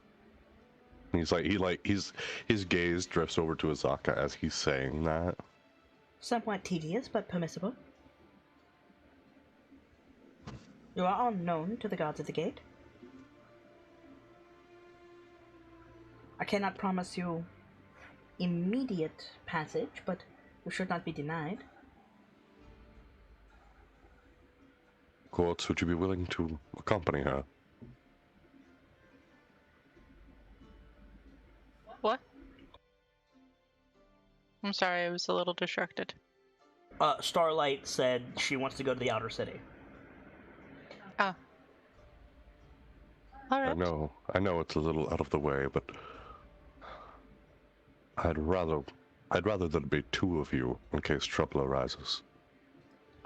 Starlight says, like, Calendry is out there, and then catches herself and says, I'm quieter alone.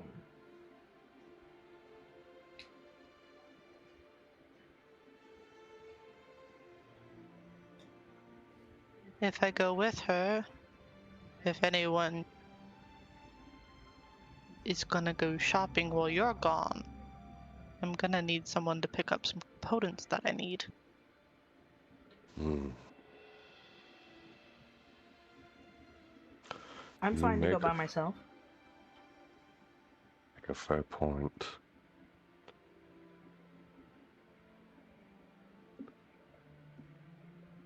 All right. No. No engagements. Understood? She nods vigorously. Like, stuffs the rest of the pastry in her mouth, goes to salute with her mouth full, grabs her bow, and is already halfway to the door. Hold yourself. She stops. Still, like, chipmunk cheeks. There's still much to be discussed. Well, not much, but we still have to determine who needs to shop later. Because 10K will be with me for the meeting.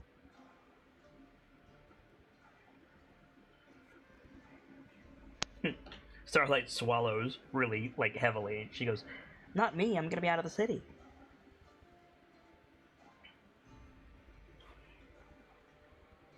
I already mentioned I need to get some components. I remember what you asked for, Rev. We can't count that just yet. Like I said, we'll look. Rev also needs components for the devices that you asked him to make. Right. True.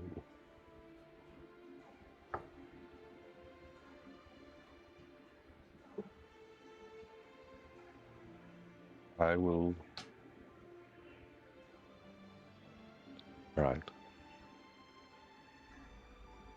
Kodak, are you going to be in of need of anything?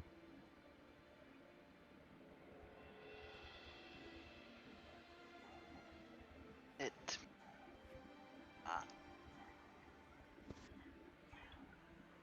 Cookie?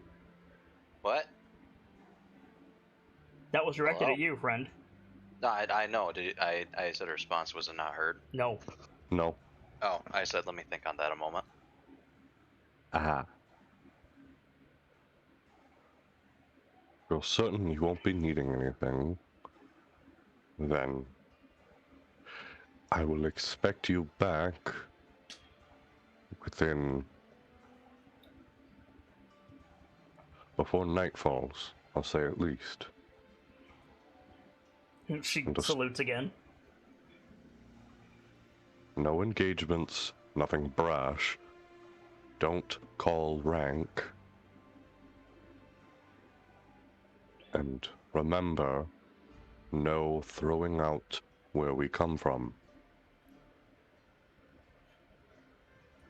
She stops at the last bit, looks at you, looks at Azaka, looks back at you, and Azaka speaks up. She says, Captain, I'm afraid that ship has sailed. I meant to people on the street. Ah, right. Just about everyone in the lower city got a good long look at us, didn't they? More to the point, a lone rider comes charging through Worm's Rock to be met by the Marshal's second, taken directly to the High Hall, and then sent out again with reinforcements not more than a day later. You all are known. She is famous. Right.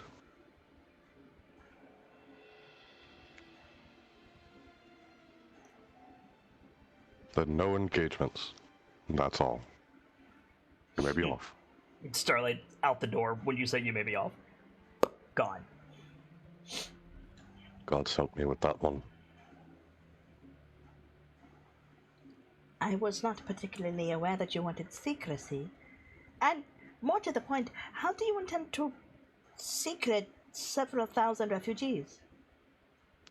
It wasn't so much that, it was I was attempting to stay under the radar of Hell Riders being wanted. That was me making that mistake. Yeah, no, I understand. I gotta... Frick.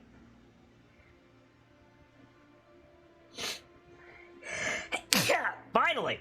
Ah! That took entirely What? too long. What? I I sneezed. believe there was a sneeze. Oh. Ah. I started to talk, and then I felt a sneeze coming on, and as soon as I started to talk again, I sneezed. So Azaka shakes her head. She says, That, I am afraid, cannot be helped, Captain. Anyone that I personally introduce you to has been heavily vetted by either myself or the Marshal, and no harm will come to you. However, she sighs. it is worse than I informed you last night. You don't say. Have you read the Gazette? Not yet. She like goes through some of the pastries on the table, pulls out a newspaper, and slides it across to you. Yeah, I'll take a look out. Take a quick look through it. Front page: Hell rides to Baldur's Gate.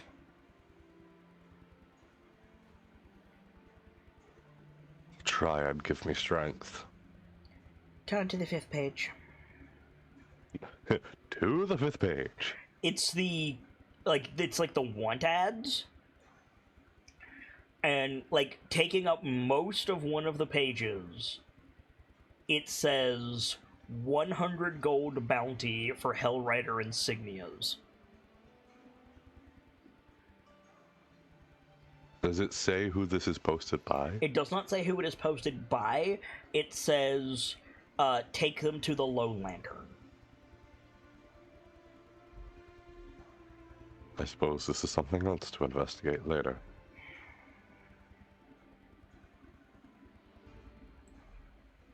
I will do everything in my power to ensure the safety of your squad, your refugees, and anyone else who may be accompanying you. But that, She gestures to the paper. is a difficult wall to climb.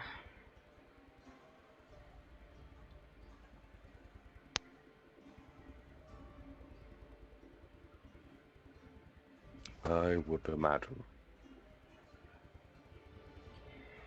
The Marshal has immediately authorized an escort for any member of the Valkyries who requests it.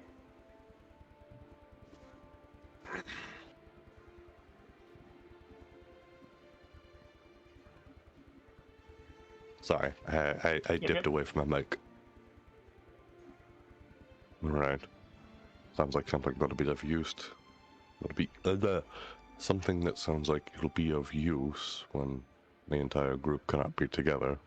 And he urges you, all of you, not to go anywhere alone with only your escort.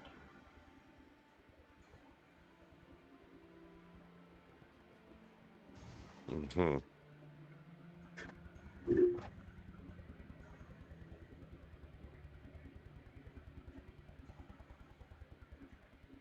Well then. The good news is none of you have your insignias. Azaka has them. Right. Yep. I suppose the good news there is you had taken our insignia. They have been immediately moved into the personal safety deposit box of the Marshal. That's good. Reassuring. You may be surprised. Hmm? It is not a perfect defense. I see. Right then. Quota Nostrum. Mm-hmm. You'll be joining Tordek. Alright. I'm going to keep from allowing any more splits than absolutely necessary. I know, the hypocrisy of what I've just said, considering Starlight has just gone running off. But, Gosh. Sometimes it doesn't happen, and the Sometimes it times that does, I I know. don't care, it does. Yep, unfortunately. Like, I always watch it, and the moment I'm not watching it, it happens. I don't get it. That's me with drop frames. what? Drop frames. When you're streaming or recording, your encoder can fail and you'll drop frames. I obsess over this because any frame that's dropped isn't given to the audience. And the moment that I look away from it and start to relax and get into a groove, I start dropping frames. I was just confused what Nix was talking about. Her breath was coming through her mic. Oh. Keep watching it, and once I don't watch it anymore, it's like, hey, I'm doing it now. I suppose for that matter, Rev will also have to be joining you. Rev could go with 10k. 10k is coming with me. Yeah, and? Emotional support bird. More to the point, the Major is going with you. So anybody who's like, that one's not an officer, Major Stormfang can be like, bite me. That one's not a lieutenant. No, he's my friend. Bite my ass. But it's up to you, Duncan. Like, where do you want to send Rev?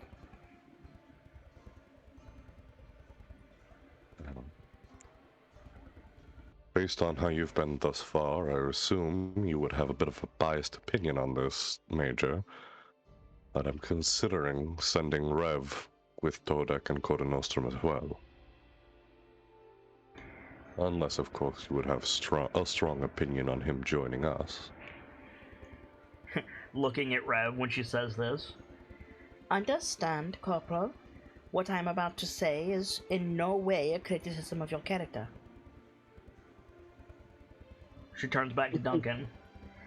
Do you want him in a library of mages or a room full of diplomats? Yes. Politics. That's a difficult choice.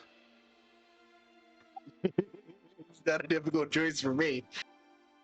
So on one hand, if he cheeky birds the wrong person in the library, he's I a get frog fired now. though. On the one hand, gold. On the other hand, painful, agonizing torture. On the one hand, I mean, the second one's just politics.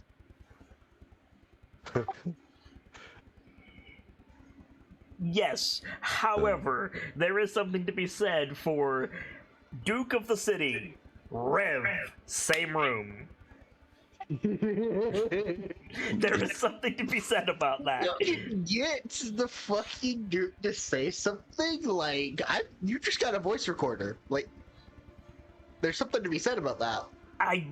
Actually, yeah.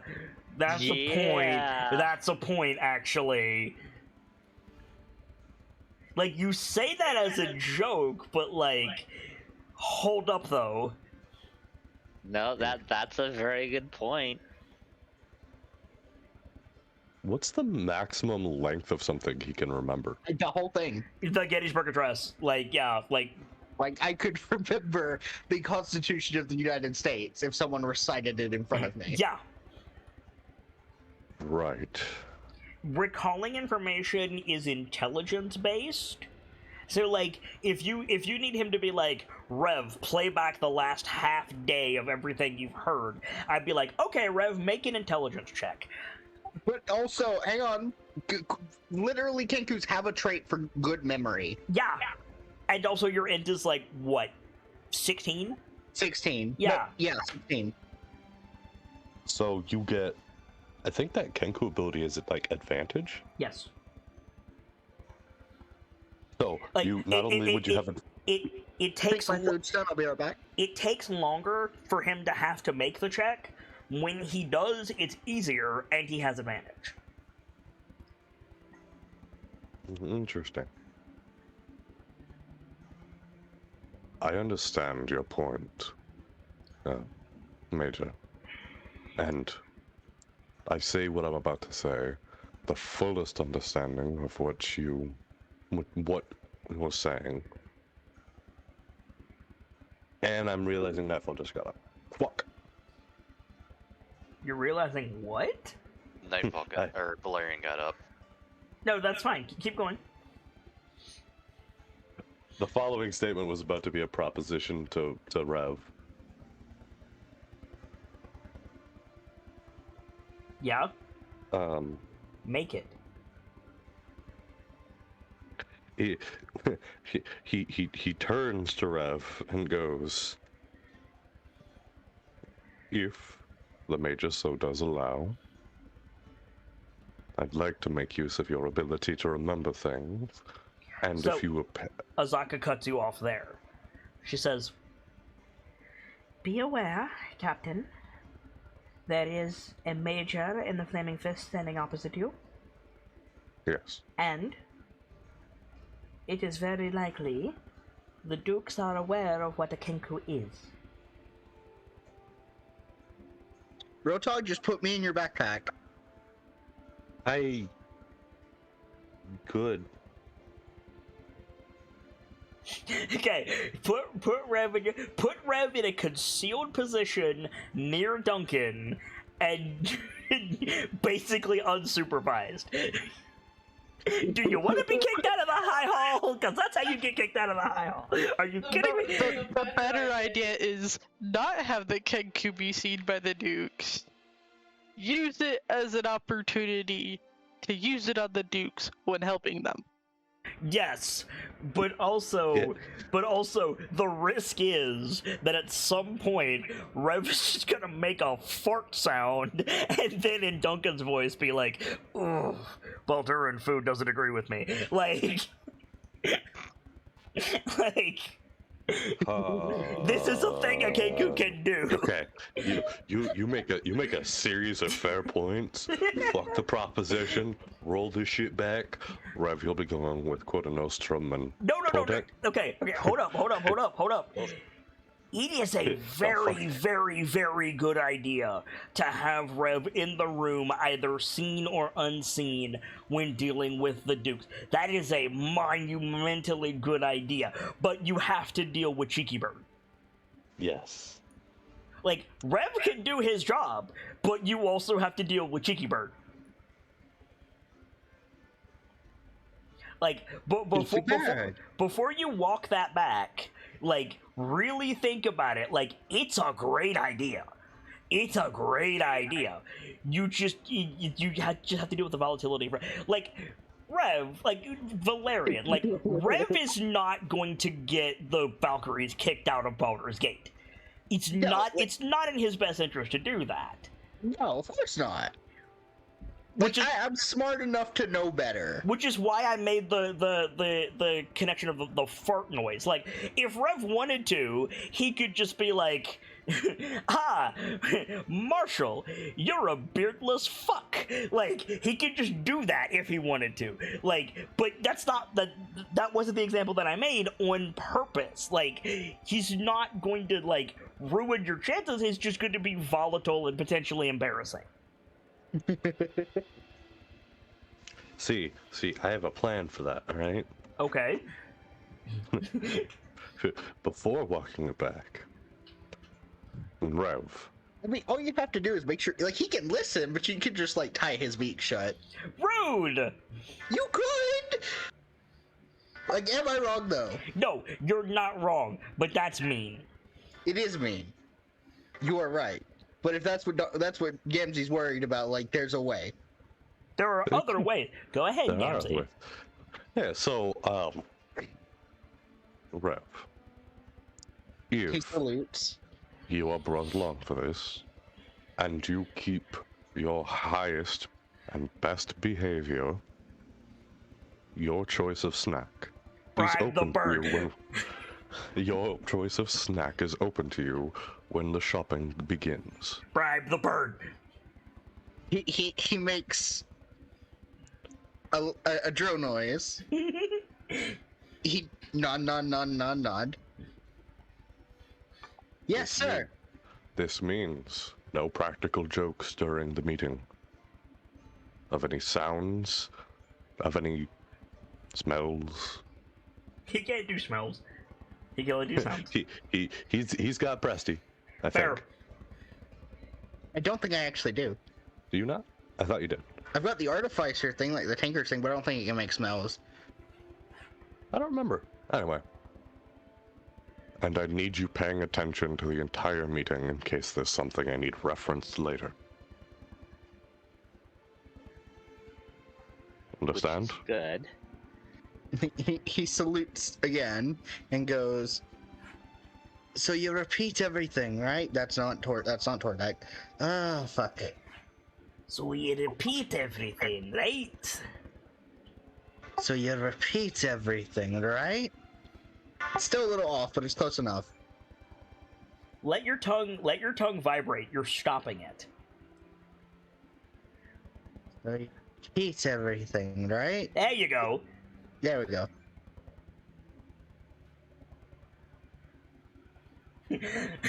Azako slowly holding up a finger.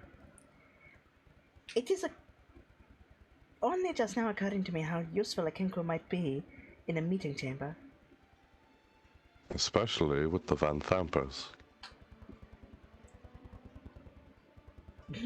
Slow nod.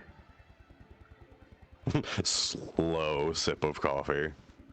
I advise you Sorry. inform the marshal of your capabilities. Sir, you lot are now just realizing that. Probably hide the bird. With the Van Thampers? Certainly. With the Marshal, I see no need for such things. We'll make the intentions clear from the get-go. For what it is worth, Captain, they're all in the same building. It may be more advisable to hide him at standard and reveal him to the marshal.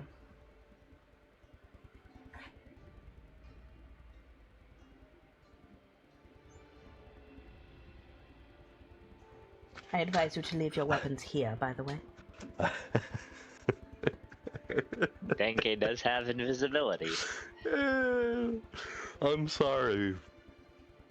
I'm probably totally misunderstanding what she means by that statement, but to me, that sounded like the equivalent of like she intends for us, for Rev to hide in like a side pouch, and Duncan to be like, bam, tiny bird.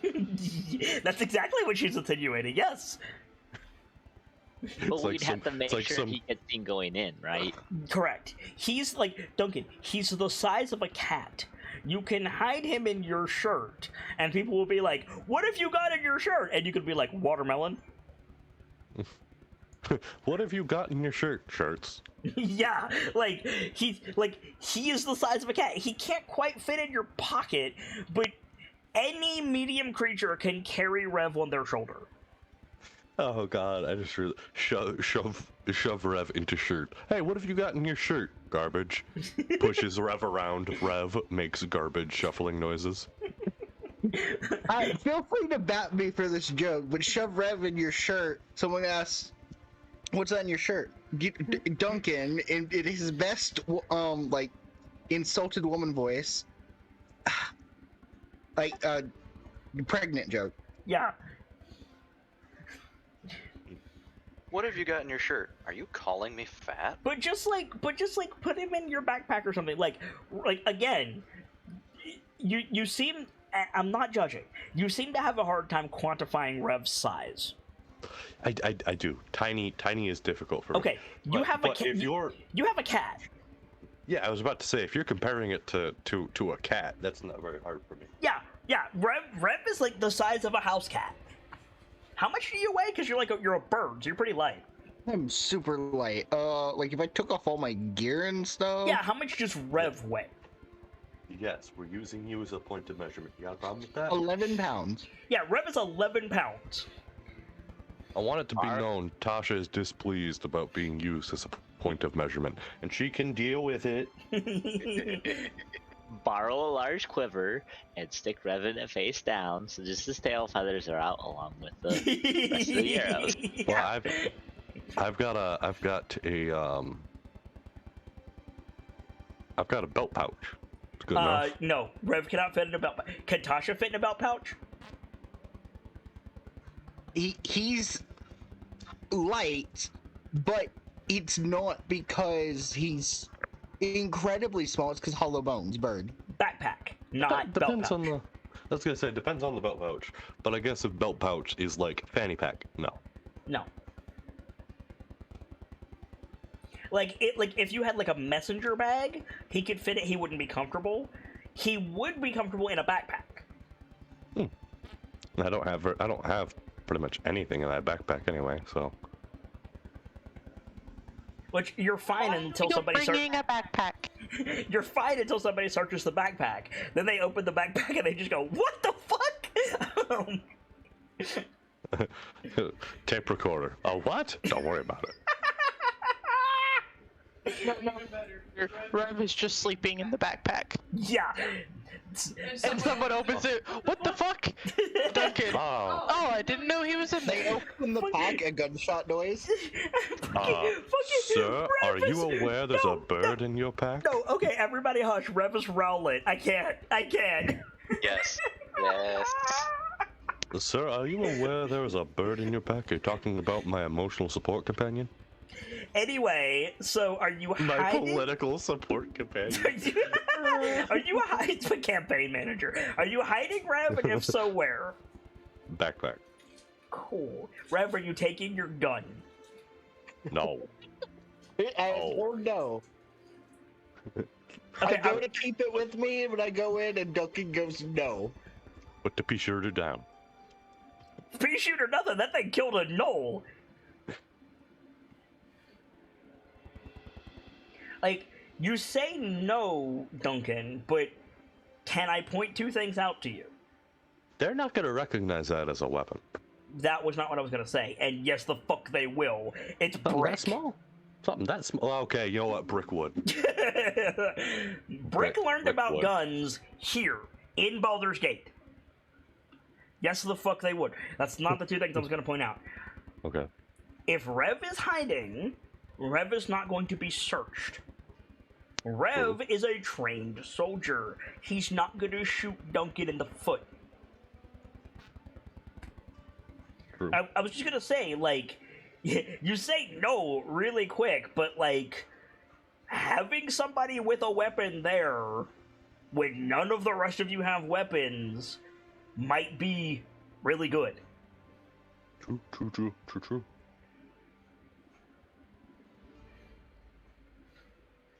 Again, like Rev causes problems, and yes, he needs to be disciplined, but, like, when the chips are down, Rev saved more civvies than Duncan did. I'm just saying.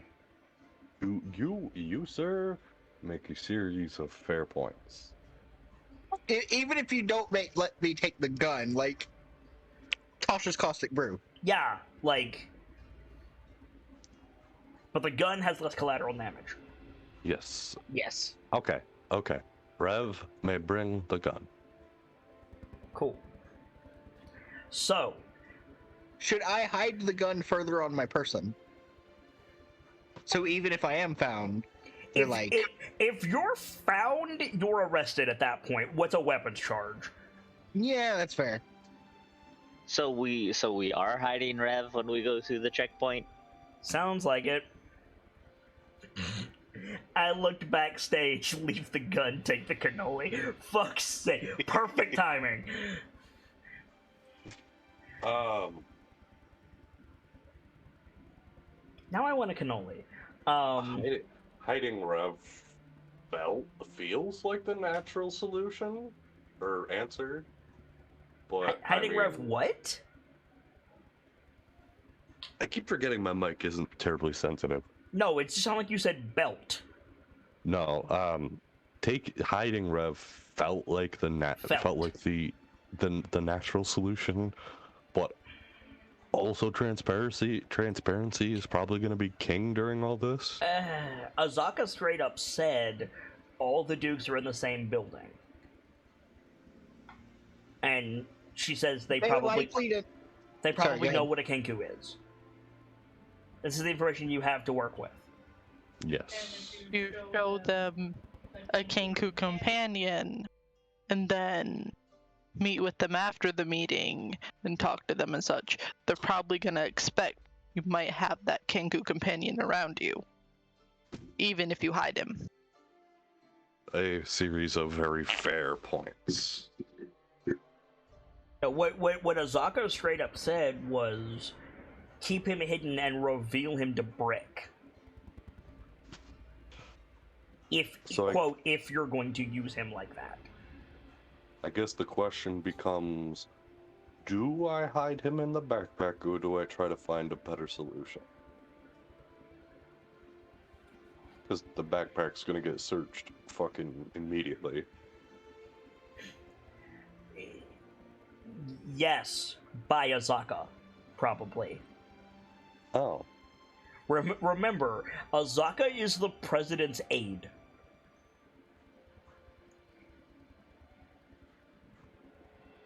You know, if you walk into the White House with the president's aide, and you get searched, it will probably be less of a search than if you don't have the aide, right? Right. Yeah, I keep forgetting that means something in the case of D&D. What? Having someone on your side like this, like having the person. What does that have to do with D&D? I'm confused. I'm just trying to understand what you said. Don't worry about it. Okay. I said the wrong thing, and never mind. Okay. Moving right along from it. But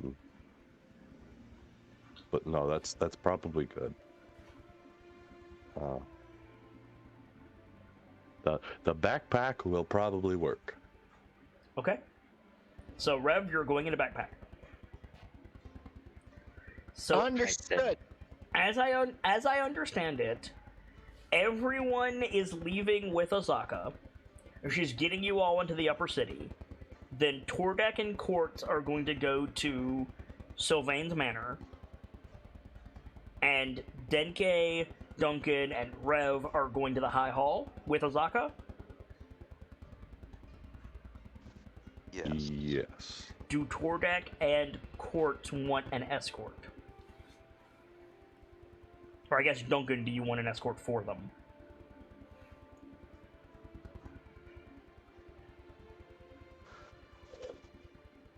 I think it might be best.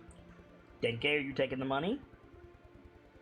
I was just going to ask if you want me to give Tordek and Quartz some funds, should they need them. Yeah. How much? That was my next question.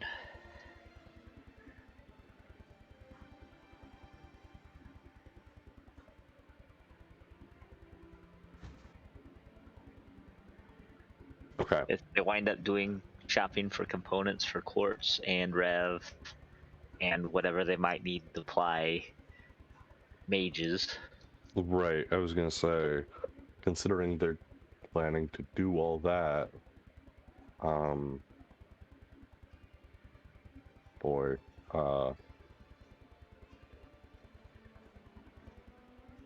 does 100 seem like a lot for that? No. Seems a little low. I was gonna say. Yeah. I was thinking 200 to 300, though that might be a little high.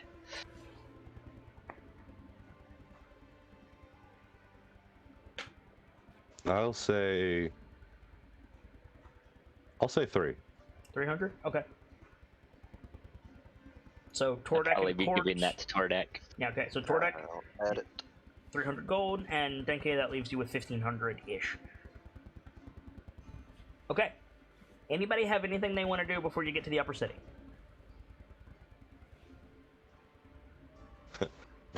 Did that little tourist guide booklet I get have anything about good manners when meeting with higher ups or high That officials? seems. I know, unlikely, but I've heard of it before. So, if you're asking if Baldur's Gate has any strange customs, like, okay, the one that comes to mind to my South United States Western sensibilities is the Mediterranean kissing thing. Mm-hmm. No disrespect to it. It's I have always found that strange. Right? If you're Right. asking if Baldur's Gate has anything like that, the answer is no. It's not that different from Elturel. Like, Cool. walking down the street, you probably see people you know. Like, they're not that different.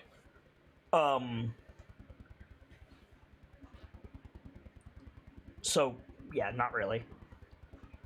Cool. Anybody have anything they want to do before we get to the upper city? Going once. Going twice.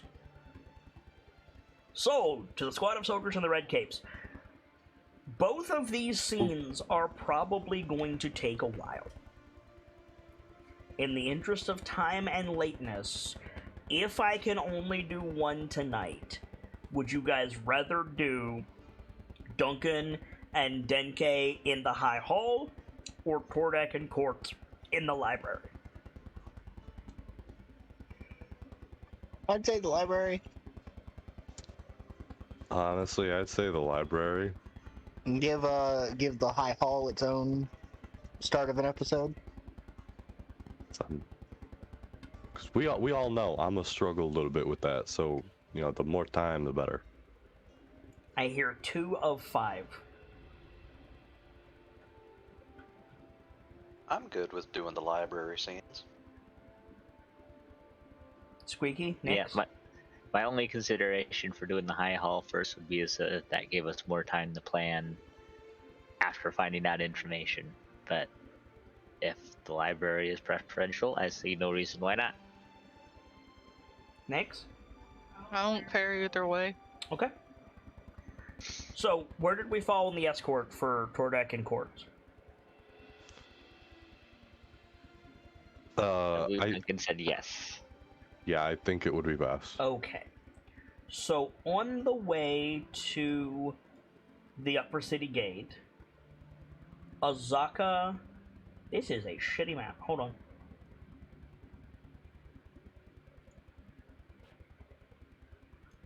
Meets up with...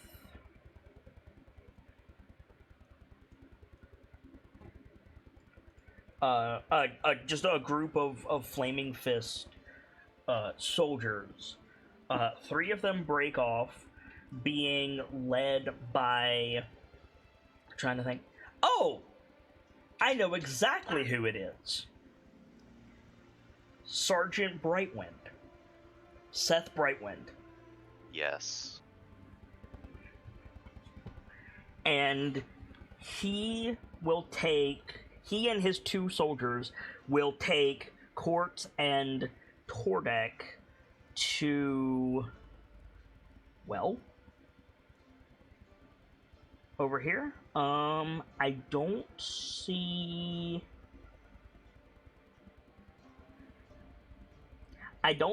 Sylvaine Manor anywhere, so I'm just gonna make it up, but it's like, it's in this area. It's in the Manorborn district. Whereas you 3, or Rev, why are you not on this map? Oh, because you're down here. That's why. Boop. Boop. You're out of the city. So you 4 will make your way to the High Hall. Getting from the upper city to the lower city is a bit of a thing. The upper city is the old city. So the wall that normally protected the city cuts between upper and lower. And there's guards. There's 2 sets of guards, one on each side of the gate. And you can tell immediately the upper city guards are different from the lower city guards. The lower city guards are dressed like the people that you've seen the whole time. They look like more like mercenaries, because that's what the Flaming Fist is. They're a mercenary company. There's there's 6 guards on the lower city side, and they're mostly just like talking and yelling at passersby, kind of like construction workers. On the upper city side, there are 2 guards, neat and clean, standing at attention. The streets are noticeably cleaner. The air is noticeably lighter as you pass through into the upper city. And Quartz and Tordek, you are led to... Sorry, I'm trying to decide when I want to play this one. No? Yes, I'll play this one. You're led to the Manorborn district, where there's lots of gated communities and gated estates, for that matter, usually with their own guards outside or patrolling the walls. A lot of wrought iron fences displaying the iconography. That is battle music. That's not what I wanted. I apologize. I was about to say. Yes. Turn it down. Sorry. Yeah, I'm gonna come take care of him. Give me... Your mic's hot, Valerian. Sorry, didn't mean to have push talk open. Displaying the iconography of a given family, and you're led to a large estate with myriad towers coming off of it. Obviously a wizard's estate, even at first glance. A big double S, as in serpent, is on the gate in a big silver placard. And there are guard houses along the stone wall topped with an iron gate. We have seen this building before. At the beginning of Crown of Fangs, the players were led to this estate, but since then, a few new towers have been added.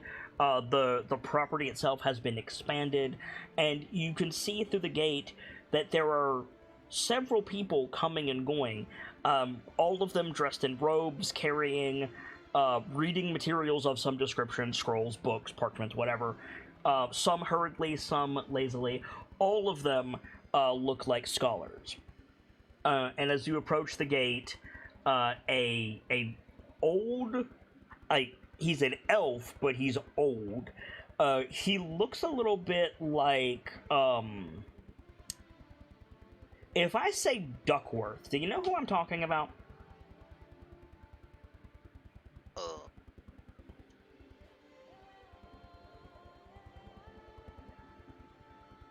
Hello? No. Okay. First of all, boost your mic a little bit, Cookie.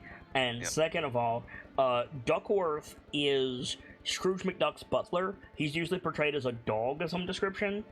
But he has a very specific, like, look to him, and he always wears, like, a black suit with white gloves. Very refined, like, crown of white hair, old-ass British butler, right?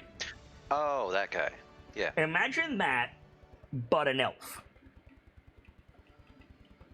Okay. And he comes out of the main house as you're starting to approach the gate, and he comes down the entry path to you, sharp, firm strides, and he covers, like, the whole distance from the estate to the gate in the time it takes you to walk up to the gate. And he doesn't smile, but he regards the two of you and the fist, and he immediately, like, waves the fist away, and they, like, take a step back, and he turns to the two of you, and he says, "Which one of you is Master Goldfury?" That would be me, sir.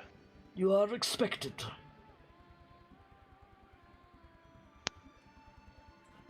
Wonderful. To where am I expected? The gate starts to open in front of you. The dude doesn't seem to have moved. He says, The master of the gate has been informed of your arrival and has elected to overlook your truancy. it's very clear that he has not overlooked your apparent truancy. I see.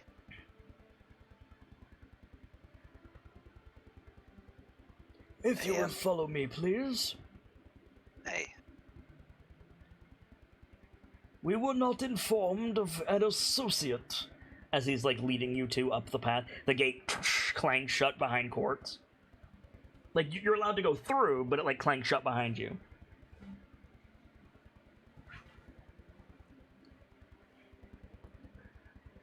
What do you do?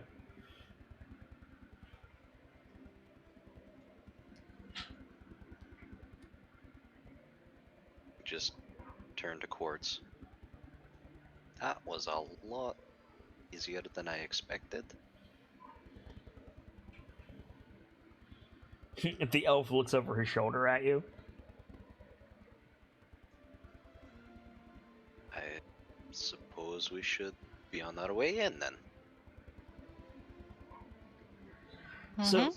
So you go, you head inside, and inside the main estate, there's more people. You start to see children passing from room to room, and you realize very quickly that the estate has been, it has been, or it's in the process of being converted into either a library or a school. It's not clear which. Some of the kids are wearing like the same outfit, and then there are people running around who do not have the same outfit.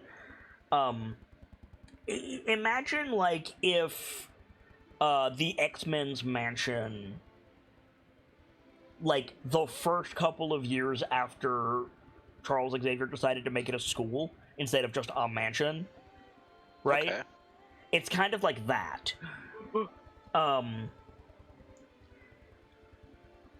And you guys don't see it, and even if you did, it doesn't mean anything to you. But as you follow the butler up to the second floor, the camera pans past an open door into a dining hall. And there are several people at this dining hall, but one of them notably, or two of them I should say, notably, is a Goliath with a burn mark on his chest, sitting beside a fire Ganassi that seems to be more fire than Ganassi. I swear to God, if this is who I think it is. But the two of you were led upstairs to a library where there's books flying around. Like, when I say library, it's not like a study. It is a full library. It's a large, like, room, practically a wing of the house, with like shelves of, like, it's laid out like a library, and there's a desk and a clerk at the desk, and there's books like flying around. Some of the books are magical, some of the books are being tossed. Basically the entire mansion has this like chaos around it, and Like the Seattle Fish Market, but with books. a little bit. And you're led in and to the back of the room where a young, like, man is sitting. None of you, like, neither of you recognize him. But he's wearing, like, he's very composed, very, like, refined, short cut, like, white hair, striking, like, green eyes. If anyone has seen Sylvaine, in Crown of Fangs on the Wiki or whatever, this young man is obviously related to her in some way. He's young. He's younger than the Lord of the Estate you would expect him to be. He's like, you're not sure if he's 20. If he's 20, he's got elven blood somewhere in there. That type of thing. Okay. He's sitting at a desk in these like slightly ill-fitting, like, faded blue robes, and he's got, like, a bunch of books stacked around him, and he's reading a book, and he looks up at you, and he smiles, good-naturedly. Like, it's a friendly, disarming smile, but it's also kind of elvish, in the sense of, like, not all of his face smiles when he smiles. And he stands up immediately, and he bows at the waist, and he says, "Good morning, Master Goldfury." And he looks at Quartz, not knowing who this is, and kind of like falters. This is my associate, Coda Nostrum. You can call me Quartz. Severian Sylvaine. Sever, anything works. Please. And he gestures at the table. Why not? Take a seat. Yeah. Sits down. Okay. He goes back over to the other side of the desk, sits back down, waves the butler away. And again, Severian is his name. Severian Sylvaine. And he like smooths out his hair, and when he tucks his hair away, you see that his ears are pointed just a little bit at the tip. And he says, "Forgive me, I've been up all night studying. I understand there's an emergency?" So,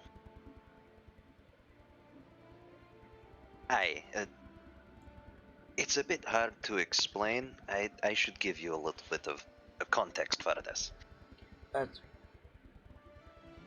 I understood time was of the essence. Where's the injured party? There is some amount that I need to explain first, lad. He nods, and you see him like push the book in front of him aside, and he takes out like a worn-looking ledger and opens it and just like looks at you expectantly. So, within the last week of our travels here to the city, we encountered a cavern full of entrapped entrapped people, and weird alchemical tube-like devices. Gosh, that's not part of it. And some form of creatures that were being made inside of them.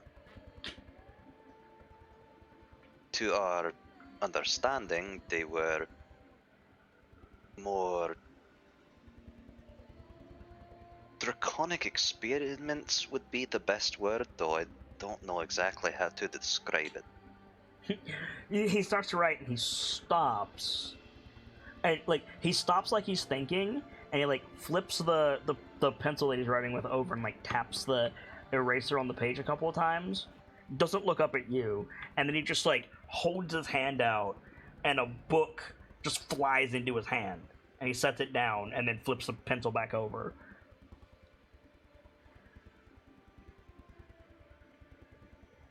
Our biggest idea or lead would be something to do with what are they called again?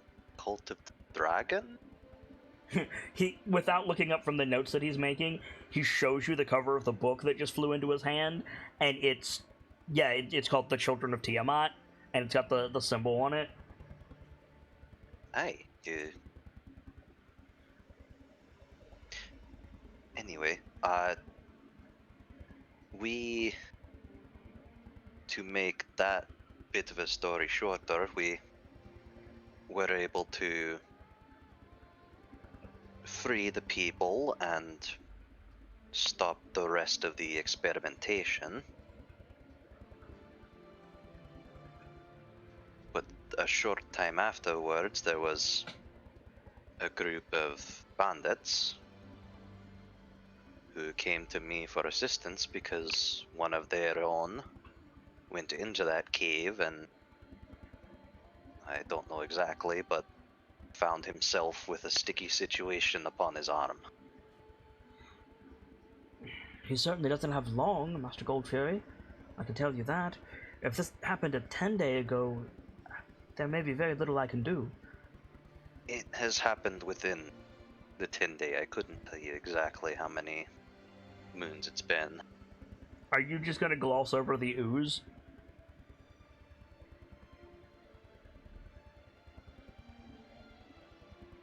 I'm asking because I mean- don't know if you did that on purpose or not. I mean, we didn't really know much of the goo aside from it turned people into dragons. No. The ooze monster. Oh, Because the bandit said like he was fucking around with that. Yeah. And he got draconic. yeah. I did not really mean to gloss over that, but in my mind, it's like, oh yeah, that thing. That's why I'm asking. Like, Yeah. What I believe got him was a monster made of ooze. That was our main roadblock. He was in there, presumably futzing around with what was left of it. oh dear. Like, makes a couple of notes, taps the pencil into his mouth a couple times, makes a couple more notes. Where is this unfortunate bandit now, Master Goldfury? His exact whereabouts. for the He's he's a bit between places at the moment. For the most part, I'm not exactly sure where they left. However, I do know where some of him is. I mean, it was heavily implied that he's dead. But Okay. we don't know for sure. Fair. So you say where some of him is, and he like stops writing and slowly looks up at you, like what? I had asked them for Like he stops you really quick. He says, "Master Goldfury, I agreed to this meeting. I'm willing to help you, but please, for my sake, the sake of my cleaning staff, and the sake of there are children here. I will not be making any messes within this library, no. I'm more concerned if you have a sample of that ooze. Please do not have a sample of that ooze." It has been securely contained. You don't have a sample of the ooze, do you? No, I you have the no, arm. you're right. No, I do not have any of that ooze. Okay, he like visibly like relaxes, like carry on. I had originally asked them for perhaps a blood sample or perhaps even a few scales that we could bring along to attempt to identify what had happened. Very briefly, when you say a few scales, he glances at Court. Court shakes her head. But what they had brought me was not what I had expected. The sample is unsuitable.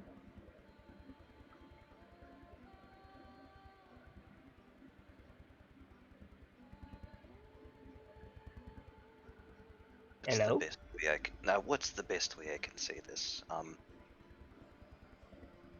Is there perhaps another room that would be a bit more privatized that no small children would be able to get into?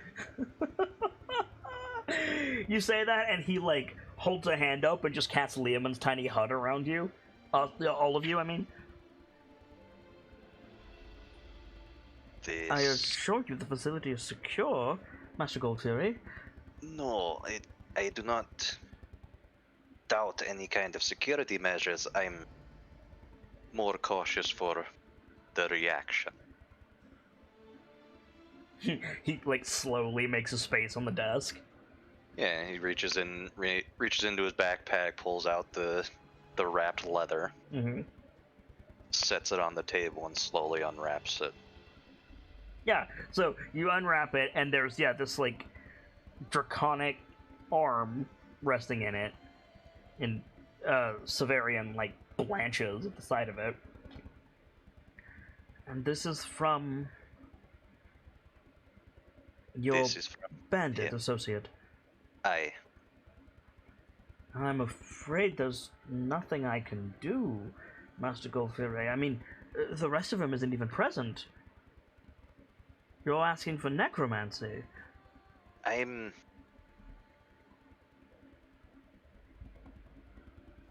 You'll forgive me for what I'm about to say. I'm not asking for his guaranteed safety. Or even his resurrection.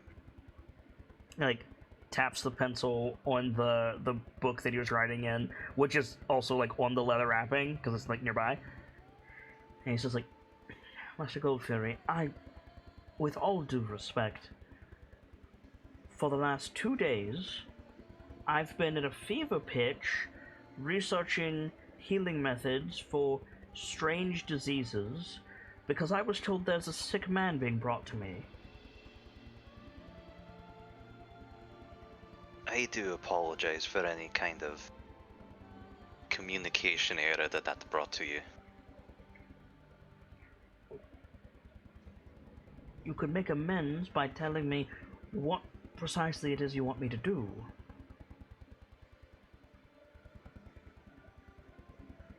What I can tell would you a like- nice butcher if you like.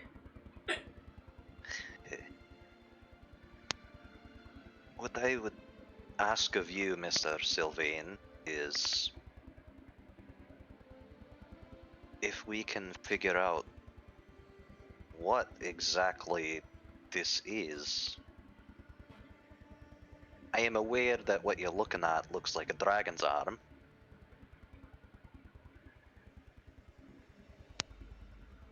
But more so exactly what this is.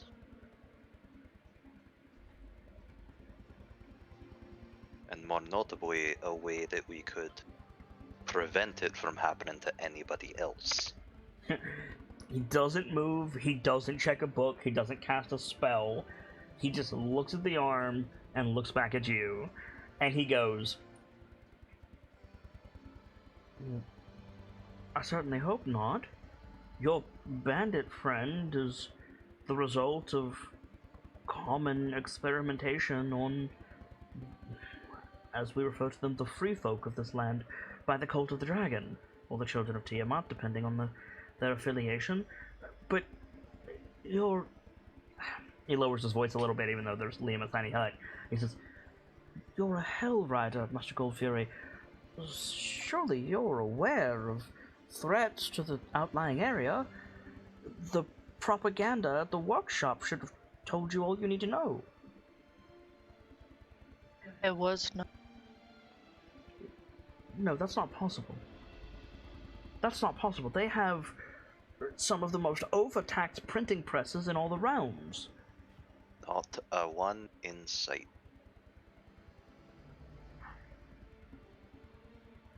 I see.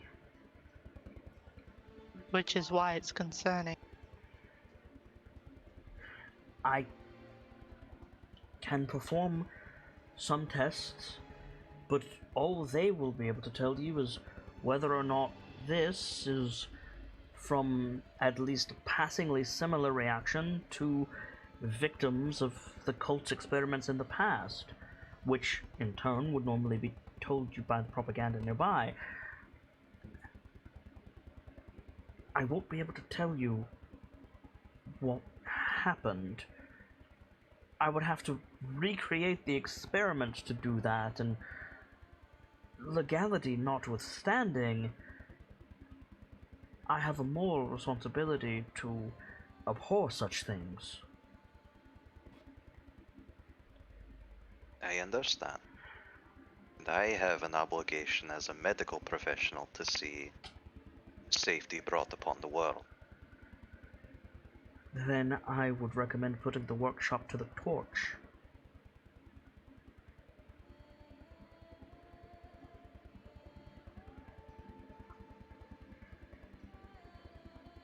How many?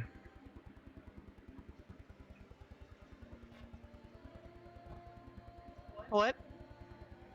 He said how many. Of the workshops? He didn't say. How many what now? Victims. Cages, bones, other individuals. How active was this cult? When we arrived there, most of the civilians were kept in a makeshift pen. I believe there was one in one of those experiments. That we sadly couldn't save. That we could not save, no. And previous owner of this arm. So at the very least 2. The exact number is unknown. You fought several, like, amalgams as well. I think 6. There were also 6. I think they may have completed some kind of transformation. And the cultists, you'd know them by the brand of the 5-headed dragon somewhere on their bodies. Probably human, or perhaps Dwergar. There were no cultists. In fact, our enemies were invisible. What? Invisibility is a spell that I'm familiar with, but so engaged they would be revealed. These ones, oh, Greater invisibility. we were able to drown 2 of them. They Why, looked very strange, and we were able to actually see them. why would you need to drown an invisible cultist? You know, it occurs to me that Rev has the anatomical notes. Yeah, and it occurs to me that Quartz mentioned that backstage and you didn't say shit. I wasn't looking backstage, I'm sorry. And We couldn't. Any magic or any physical attack would not harm them. My It was as if they fuck, had I'm their own sorry. shield around them. my good ma'am, that is not the invisibility spell. Perhaps you're thinking of a resilient sphere. They appeared as opaque walls of energy. No. No. Completely invisible. Such a spell does not exist. Such a spell would render the likes of Mordenkainen taxed. And yet these creatures were able to do so freely. You acknowledge the dubiousness of your claim. I am aware that I sound insane. I can only tell you what I know. I'm baffled myself. I can return to the stacks, but I assure you there will be no reference of such magical prowess. You're lucky to be alive. You said you slayed them? We drowned them because we couldn't harm them otherwise. We could grab onto them, though we were technically not in physical contact with them. They were ethereal. You're describing No. etherealness. No. The shield around them would not allow us to touch them. But they could swing through it freely. Odaluk's sphere does not allow contact at all. To combine that with invisibility, it's impossible. The goddess of magic would... There's additional information. Upon their deaths, they turned to stone and then burst into acid. Turn to stone.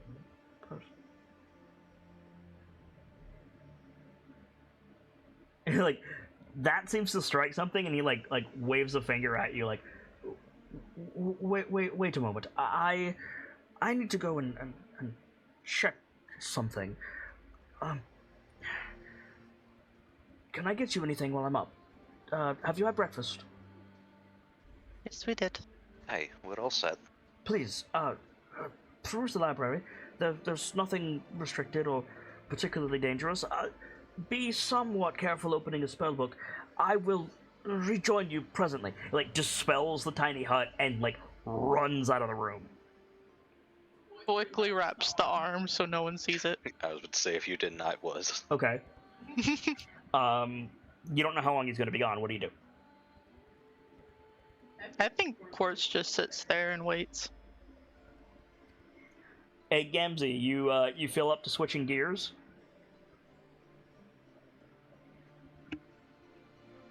I can try. Okay. So you just go sit there and wait? Yeah. Okay. For a little while. It's not too long, probably 10 minutes, when Severian comes back with an older Goliath. Oh, you meant switch gears like this. Yeah! Oh, You Okay. good? yeah, absolutely. Older Goliath, he's got a burn mark on his chest, and, like, tattoos that look like a laurel crown around his head.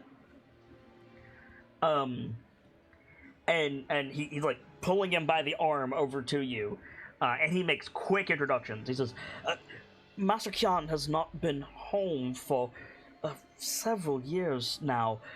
However, he has traveled far and seen many things. He's of Clan Vare, if you're at all familiar with the goings-on of the spine of the world. And I understand, Master Kyan, you recently heard of Breathe, troubles with Clan Vare. I have. These... He lowers his voice again. Hell Riders speak of magic that cannot be, but more interesting to you, their opponents petrified and shattered. Hmm. When they shattered, they spewed out acid. Your kinsman That's important. spoke of this, yes? Something similar. What can you tell us? What can he tell? Okay, so, obviously you haven't thought about where Kiana's been since Crown of Fangs, but you did mention that he was going to be wandering potentially across the sea. Yes. This is around the same time as Voices of the Mountain, so Bear's Heart has collapsed. The Draconians have swarmed out. Naturally, probably Tars, but naturally, several of the Goliaths, like, went there, and then equally as quickly, some of them fucked off to get reinforcements, spread the news, etc., right? Because it's a bad situation. Right. The only people in the bubble who know are the champions in the Codion, because the dude that got petrified went straight to the Bounty of the Deeps. But outside the bubble, that's a different story. So, Kyan, we've established, is famous.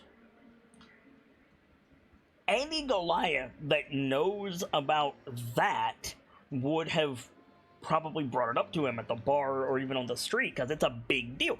And Kyan is the former Kindled Oath of Clan Vare, and Clan Vare, Bear's Heart, got rocked.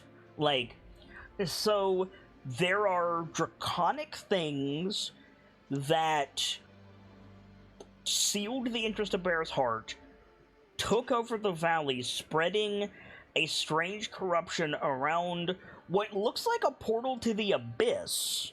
But no demons are coming out. Instead, it's these things. So the prevailing theory is they're some kind of demon. They're really hard to kill. They have, like, this shield around them. But the few that have managed to do it, usually, like these guys, from either throwing them off a cliff or drowning them, they petrified and then exploded, sometimes just like shrapnel in various forms, and sometimes in corrupting goo. A couple of kin have had to be put down because they were mutating. Mm-hmm. But again, this is all up in the spine of the world, and here you are in Baldur's Gate. Right. I've seen very little of it firsthand, mind you. But from what I've been told by kin, there are many of such creatures that have been described, possessing immunity to both magic and physical disposal, shall we say. Aye? Mm-hmm. Aye.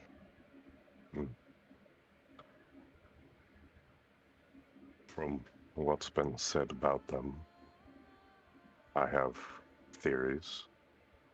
Nothing substantiated yet. You can imagine why I'm here.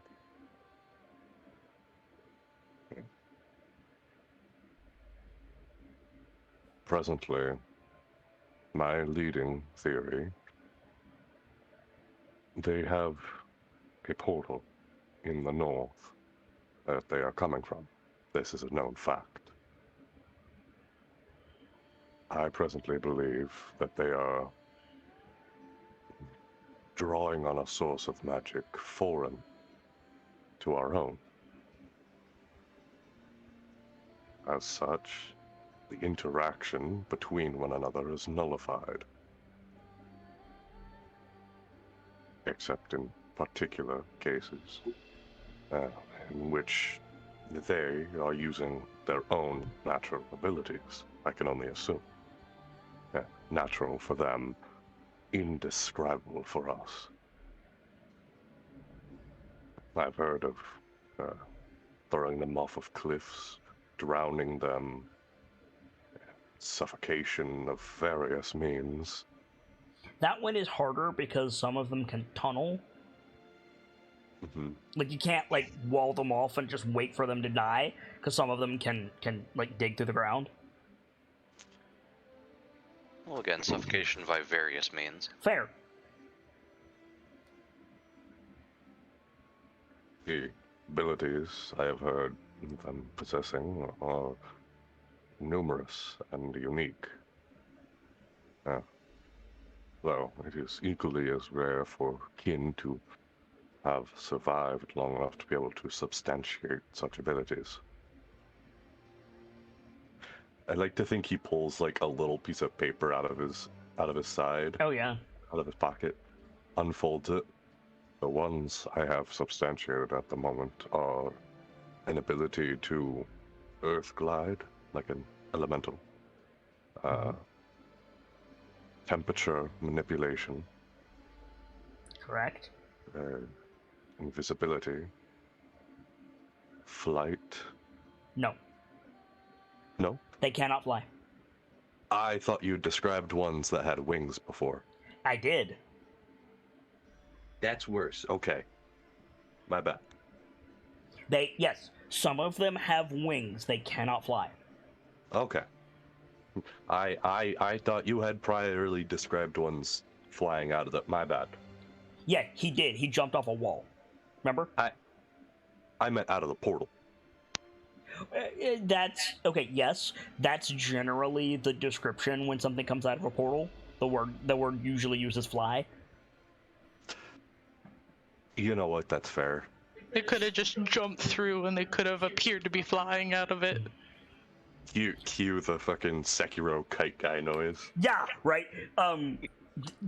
They can glide. The one on the Bounty of the Deeps glided. Like that I'll give you. But they cannot fly. And They cannot go up. We will correct fly to glide. Okay. You were right on all the others. Petrification. Entities other than itself. And breath weapons. Yep. I was about to say that one. These are all that have been substantiated thus far. Aside from... I'm gonna give you one more. Oh, okay. Kinetic manipulation. Ooh. And kinetic manipulation. These, so far, aside from, as we have just discussed, the invulnerability to disposal by usual, more humane means, are what I know. As I said, I theorize that these abilities and this immunity is sourced from someplace else. Wherever that is still unclear. However, I am certain that there are ways to work around this if you are able to source their magic. Our world is vast, and there are many answers to many things. Though I fear due to their draconic nature, any answer you may find may lead trouble to other dragons, more native. Master Kyan, these soldiers spoke of these creatures in the employ of the Cult of the Dragon. Does that mean anything to you? Short answer, no. Like, you know what the Cult of the Dragon is, everybody does. Right. But, like, no, you haven't heard of them teaming up before.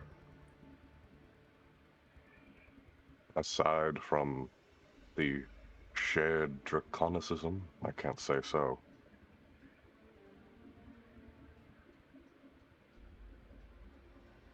Though, perhaps the link is more literal than we think.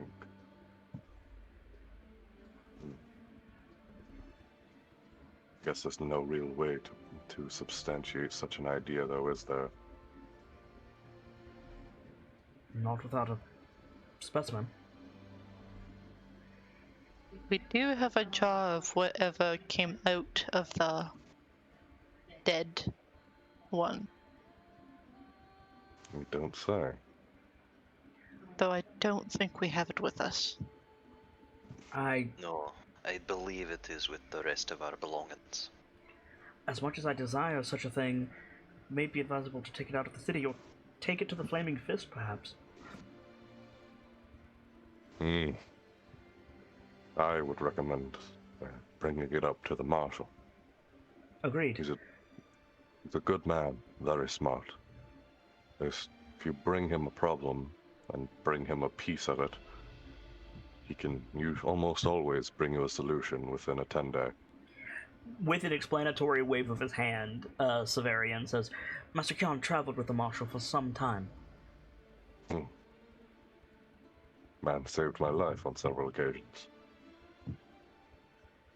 We have associates going to talk to him, so it's possible that it will be brought up. Then perhaps the Marshal will see fit to call upon the Sylvaine Association. Knowing look at Kyan. Thank you, Master Kyan. Of course. If anything else is needed, I will be in the room you first saw me continuing my studies. Off he goes. Makes his way off. Yeah. And Severian sits back down. He says,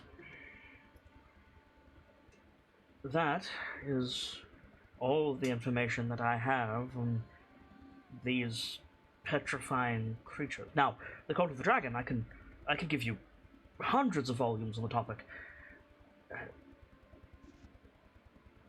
But a link between them, I couldn't begin to say. Did any Valkyrie actively explore that cave before you left? We looted the fuck out of it. No, you didn't. No, we didn't. We got our stuff back. That's We about just got our stuff. Okay. What it. I And understood- probably broke the stuff Yes. that was there, so it can't be used, but that's probably about it. Yeah. I mean, Denke did examine the vats, but I don't know if that's You did it under duress, exploring though. the cave. Yeah. You did it under duress, and I understand you rolled like an 11 or some shit. It didn't roll well. Yeah. Yeah, it wasn't terribly high. So the only avenue to glean something from that cave then is a history check to like recall your memories and I could see an argument for insight to try to put stuff together, but the DC will be higher. If you guys want to do that, Tordek and Quartz, to see if there's any more information you can get there of why these apparently otherworldly entities will be working with the Cult of the Dragon, aside from the obvious, like... Aside from experimentation. You can, but you don't have to. But that very well might be your only chance. Like, I know we noticed that it was chromatic in nature. Yes. At least. Mm-hmm. And if you two want to, if the Valkyries want to talk amongst yourselves before you decide whether or not you want to make that roll, that's fine. But I'm going to be muted unless I'm addressed directly. What I remember being said is that everything looked crude, like it was the very primitive Cult of the Dragon stuff. Yeah. Like they were centuries behind current Cult of the Dragon technology. I didn't say centuries, but otherwise, yes. But like decades, rather. Perhaps. I did say decades. Yeah.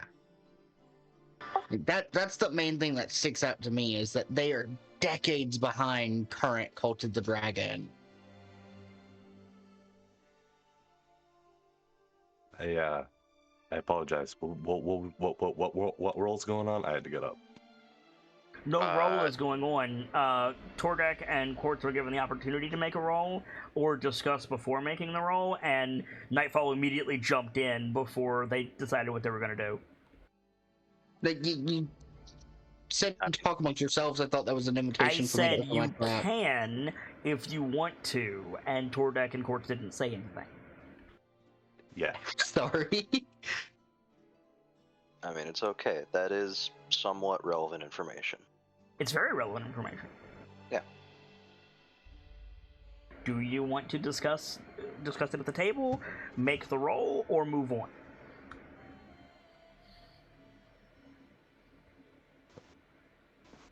I mean, we didn't explore much of that cave. To be fair, there I don't wasn't think much to Tordek that even cave. went too far in. I mean, I did after the ooze came up. True. I don't know. I am inclined to do a history check to see if we can't glean anything. I kind of want to do one as well. You want to do So- it before you discuss with the other Valkyries, or after?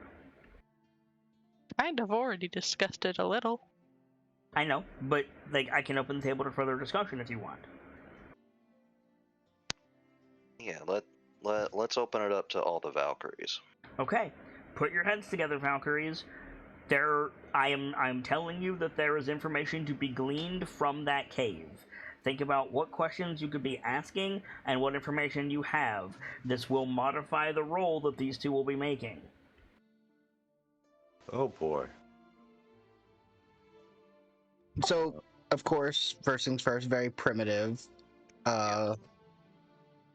Primitive Cult of the Dragon tech.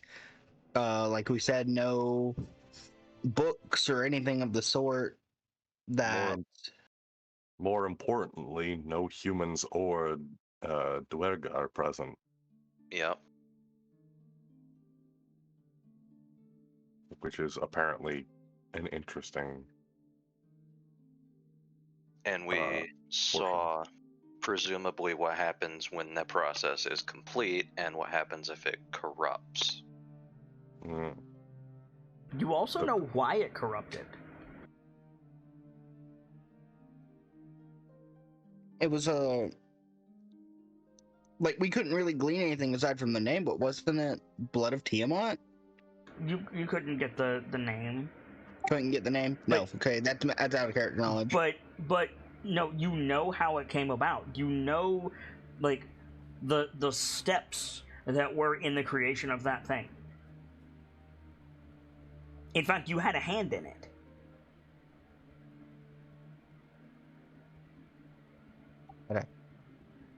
What? Nobody remembers this? Yeah, Denki took her out, broke her out of the vat, and then she got put in another one.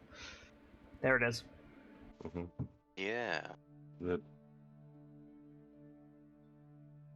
I was about to say the mixture got fucky, but that doesn't sound right. No, what Squeaky just said is it. Yeah. The fact that two of those different mixtures combine.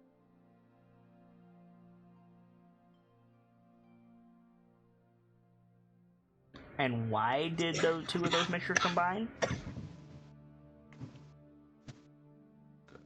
We busted an old lady out of one, and they immediately tried throwing her into another tube in hopes that she would complete the germination. You're missing a step.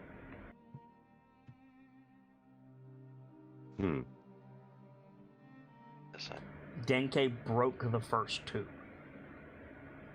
They Right. could not put her back in that one. They didn't know how to turn her into that. We interfered and they did it by accident. Potentially. I don't know that for sure. Yeah, they could have put her back in knowing that would happen. You know, it was better than nothing. But they could have also not known about the reaction. right. Regardless, you're right. That was not. The creation of that thing was not the original intention. We can almost be sure of that. Simply by the fact that as it passed over the corpses, and I think a living one of those things, it dissolved and consumed them. Correct. So those Well, things when you say those things, to be clear, you're talking about the amalgams, not the draconians. Yes. Yes. It went over a couple of dead ones, and I think it ate up an alive one, and it gained HP from each one. And size. I And was about to size. say, it also got bigger. Which means that thing, quote unquote, blood of Tiamat blob, which is the best name I've got for it out of character. Yeah, that's what it was called out of character, but nobody said Oh. that in character. Yeah. Right. But that thing's gotta be frank, that thing is not a cost-efficient soldier to make. There's no real point in making something like that. So we kind of forced their hand into making something shit and nearly mixed our own shit. Yeah.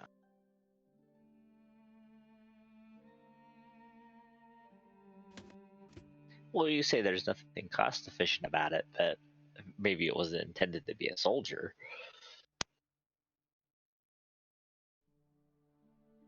It was created to consume. It's a good way to Consume and dispose of the grow. dead. It's if it was supposed to still do that in the uncorrupted form, it's a replenishable resource.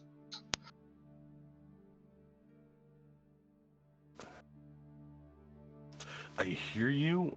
I don't know. I don't think I can agree. A The way- thought just occurred. Everybody stand back. The ooze was a corrupted being.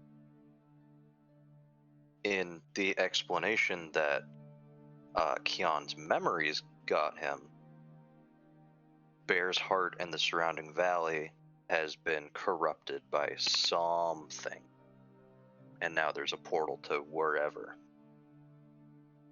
Well, the portal came first, really. It sounds like Abyssal Blight, which is a fairly common occurrence.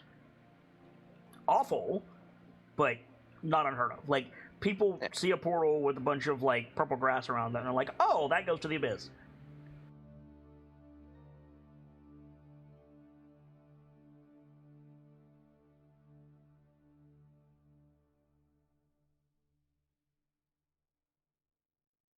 Okay. If there is nothing else to discuss, history checks or insight checks with a higher DC.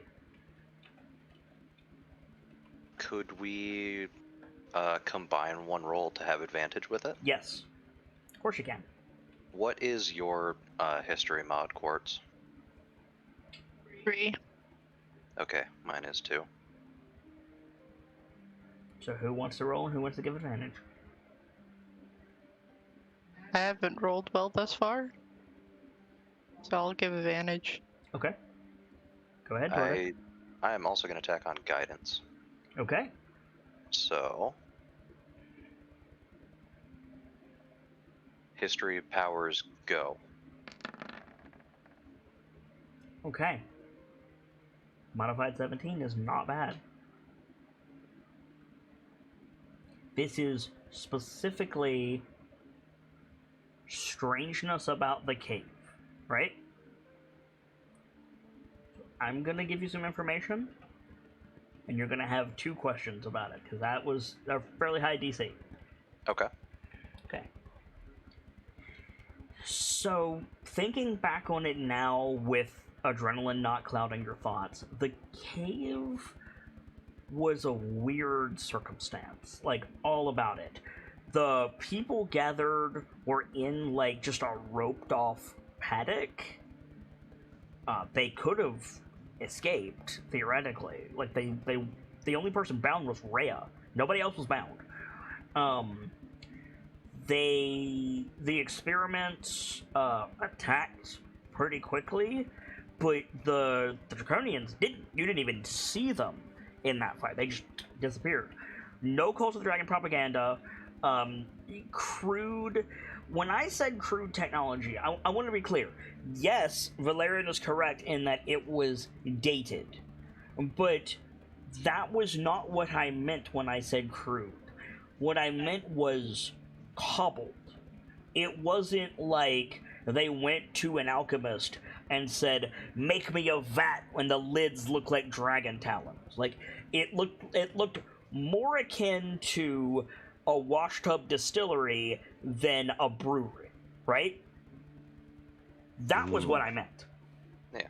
It's more like, here's all the things we could find around the area. Let's make something out of it. Yes. No manifesto, no propaganda, no religious iconography, which it's a cult. Cult of the Dragon is a cult. Like, there was none of that.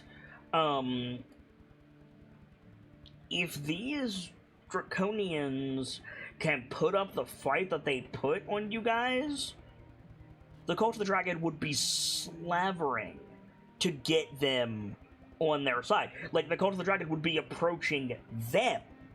Like, hey, you like experimenting on humanoids and making draconic experiments? We do too! Would you like a free robe? Like, the fact that there was nothing there...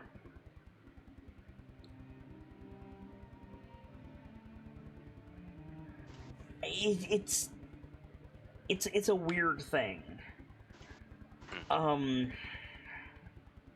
Get backstage. Yeah, I see it, but I can't really do anything about it. It's probably the fan.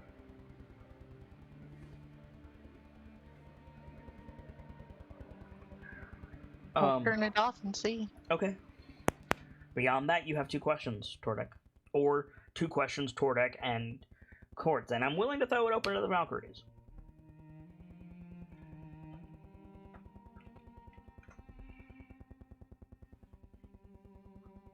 Okay.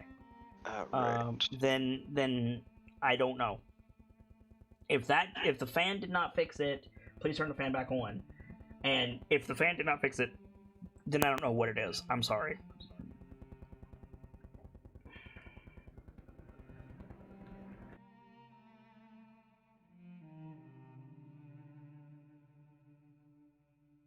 Boy, I love question time. It's the best, isn't it? It really is. Especially when you have, like... Did that fix one... it? What? Did that fix it? Because I noticed one of my settings was off. Slightly. Speak for a longer period. This is the song that never ends. It just goes on and I don't on. hear it anymore. Yeah, it's fine. Okay, I fixed it. Hey! Huzzah. Wait. Good. Oh, criminy. All the things we know. 2 questions about this particular instance. Mm-hmm. I will say this. This side quest, from this point on, goes as far as you can take it without my prompting, because the arm, bringing the arm to Severian is like ending path A. Yeah.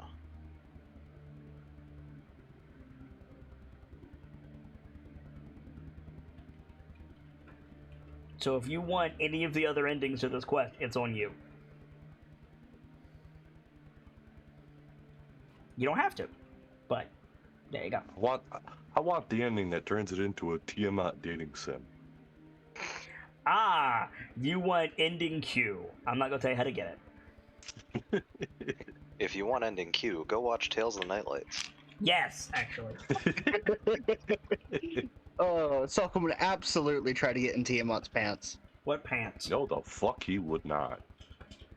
He has a limit, and that limit is evil. Tiamat has a Tiamat onesie. Okay. That's the pants.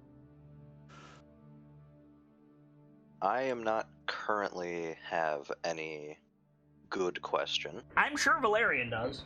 Probably. But first, do you have any questions, Quartz? No, she doesn't. Okay.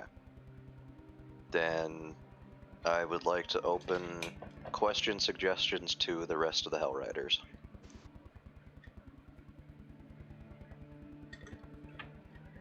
Okay, 1 second. You do that 1 second. Well,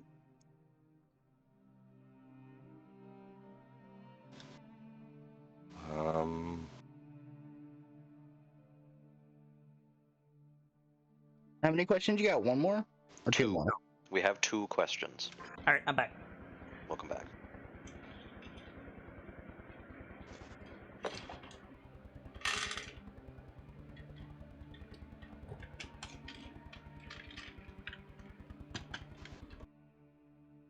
I gotta be honest, I don't have anything.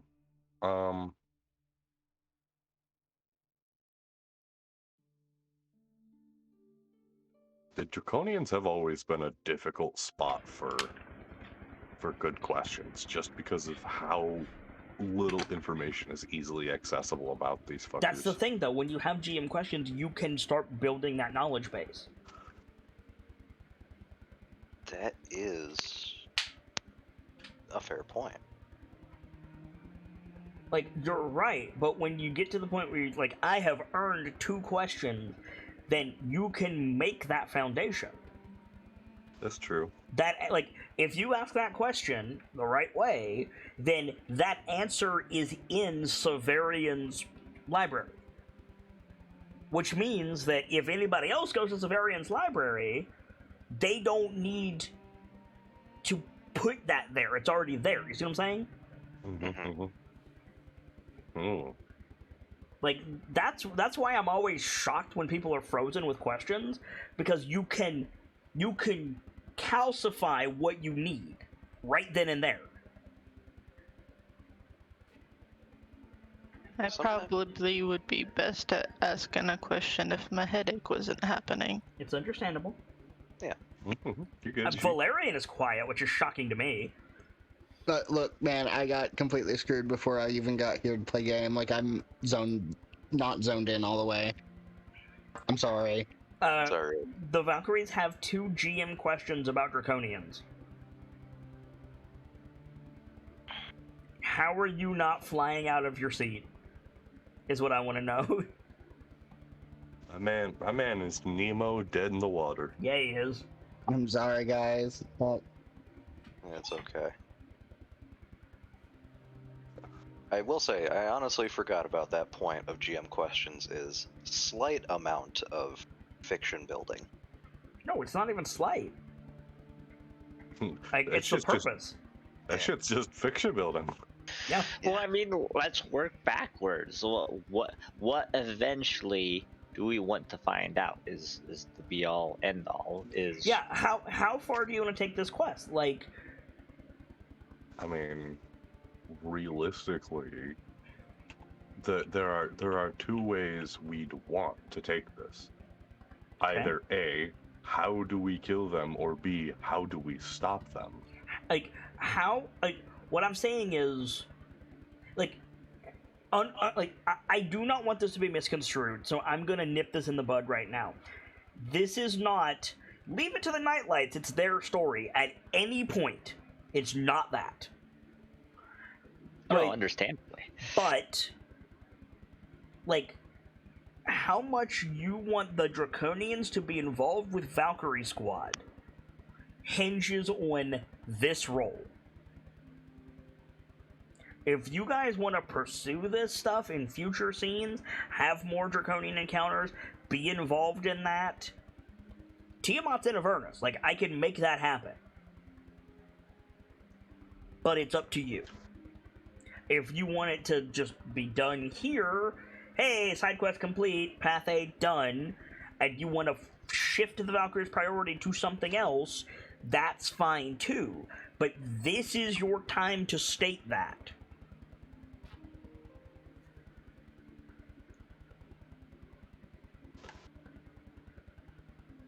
She, like I said, my piece on that is our end goal is either kill or stop, but that's my opinion. So you want to be involved? Yeah. Okay. I mean, it feels like something in the Valkyrie, in the Hellrider's wheelhouse. Yeah. To protect from other, threats of other, if this is indeed other, which it seems to be. I agree with that. I would too, yeah. But this is just as much a question for the players as the fiction. Right. So, what do you guys say? Do we want the Hellriders, the Valkyries, involved in Draconian Tiamat horse fuckery? I mean, I signed on to play a badass that doesn't get much more badass than going up against these fellas. And then demonic dragon slaying adventures. Yeah. Yeah. That's 3-4 so far? There is also an argument to be made. I just said positively, Tiamat is in Avernus, I can make this work. There's also the consideration of having both Zoriel and Tiamat on your asses. You know? Yeah. You make a fair point. Valerian, your opinion? Or are you just out? My opinion on whether or not I want Tiamat and Zoriel on our asses is a no. No, it's Well, do you want the Valkyries involved for Draconian nonsense? Yeah, involved some way, yeah. Okay. That's 4-4. That's a majority. Unfortunately, Starlight is not here tonight, Frostwind is not here tonight, and the dragon is about to go down. She's not feeling well. So we're going to be wrapping this up very soon. But Yeah. So if you're going forward with that, then you should make that foundation now, Tordak.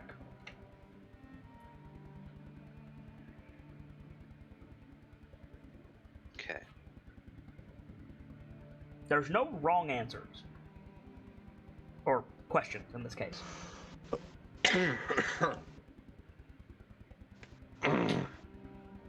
Oh. Well, I mean, technically there are, but that ballpark is pretty hard to reach. True. Yeah. I am having a thought. I'm just trying to find a good way to word it. Okay. In the Gamzee, I ask a question and get 15 responses way. Okay. Get the most bang for your buck, as I call it. Yeah. Okay.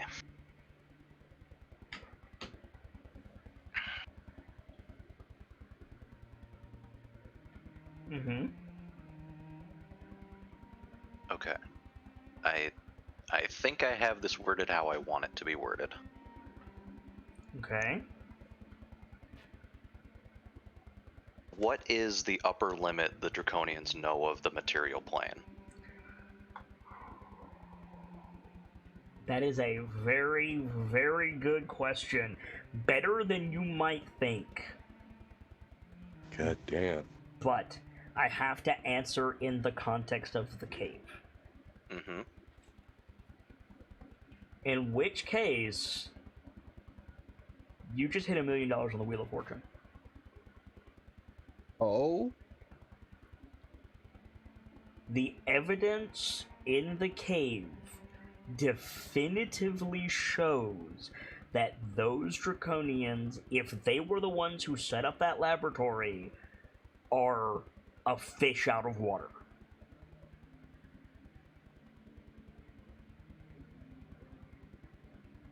They scrambled to set up a semblance of something they understood, and they were probably making servants. They were a new lich setting up a dungeon. They know almost nothing about the material plane, if that is any indication.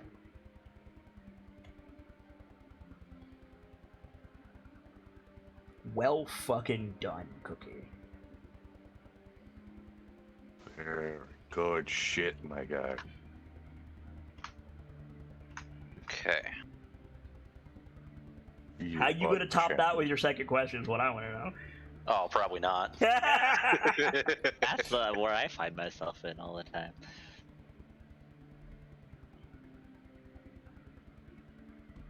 I had held off on giving any hints beyond, like, I thought you guys might have been able to piece that together, but I was fighting myself not to say the exact sentence that I just said for about 2 months now.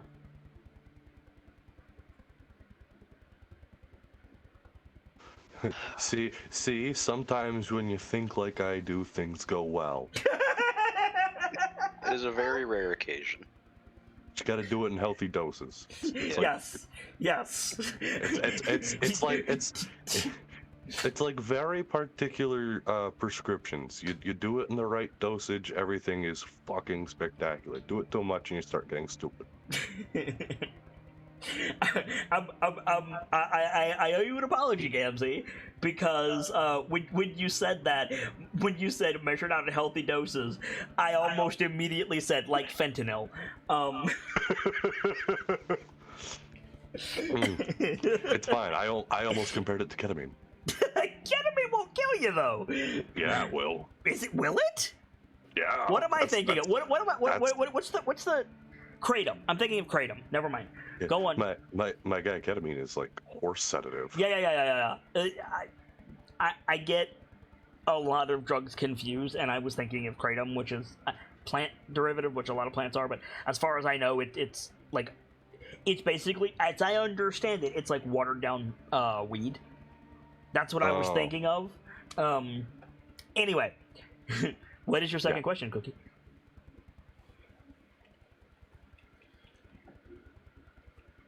I think we have another good one. I just need to word it.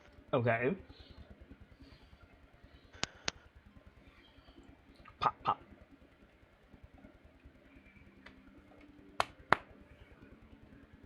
Come on, brain, do the thing. This is the part of the show where we say, "Hi, Halfling. Thank you very much for the shout-out cards that we'll see in just a second." Yes. He's channeling his inner Perch Mila. This should be good. I believe in you, Cookie. I also believe in you, Cookie. I believe in a thing called Cook. I believe in Steve. Okay. Wait, your name is Steve? On a good day. Fair enough. We are all Steve on this blessed day. What's your question? What the fuck? I have 2 ways to word it, and I will put them both in the question. You take whichever one. Okay. Is there... Oh god. I just had it. Is there Good start. pepperoni on this pizza?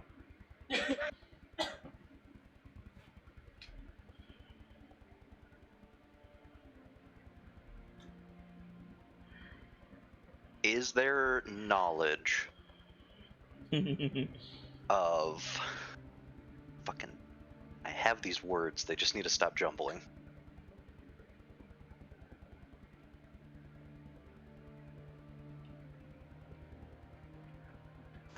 Is there any knowledge of spheres or worlds outside of our own?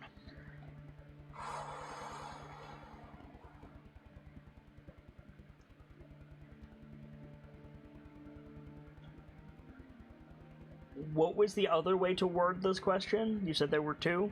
The spheres or universe, or our world, in the sense of all of the different planes and the demi-planes. If there is, it is relegated to semi-deific power, like people of extreme power. Like, could you go to Brick and ask that? The answer is very likely no. Could you go to the Blackstaff in Waterdeep? Maybe, but even then, you would probably get told no.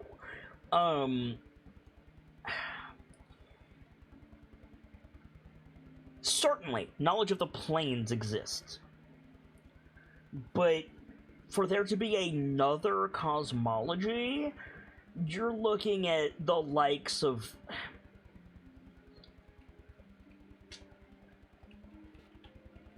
like, Kelvin might know, but Vajra might not. Elminster might know, but again, would he tell you?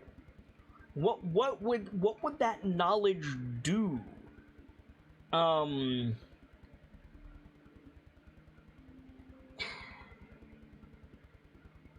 Because of that, I don't think it would even cross Tordek's mind.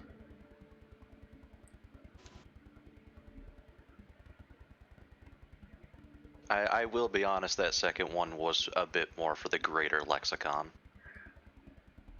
Lexicon's such a good word. Lexicon is a good word. Okay, if you want it for the greater lexicon, then I will say you would need the likes of,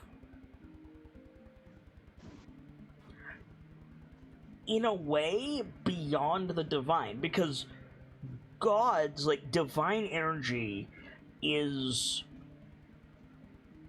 hyper specific. It's omnipotent, but it's hyper specific, right? Like, Maestra has almost no power over a barbarian, right? Like, yeah, Maestra can cast spells at him, but so can Vajra Safar, right? Like, yep. So I don't even want to say divine for this. You need like a uniquely powerful individual who would know that and be indebted to you enough to tell you. And that's like 6 people. Right? Like, yep. That's like Mordenkainen, Elminster, maybe Mert, maybe Durnan, maybe Strahd von Zarevich, and maybe, like, an aspect of Bahamut, right? Like, it's like... I mean, okay, the obvious answer is just ask Tiamat, she's the one who fucking did it, but nobody knows. Like, you could go to Asmodeus and be like, hey, dog, what's Tiamat been up to recently? And he'd be like, I don't know, right? Like... What's Tiamat been doing? You think I look over there? How the fuck should I know? She just pays me rent, and I look the other way while shit happens, alright? Yeah, like Asmodeus is on that level, but again, it's like getting that information from him. You know what I mean? Like, yeah. Calling back to an old joke of Hell to Pay. We'll kill that. We'll kill the Vistas if you tell us this information. All right. So here's the thing.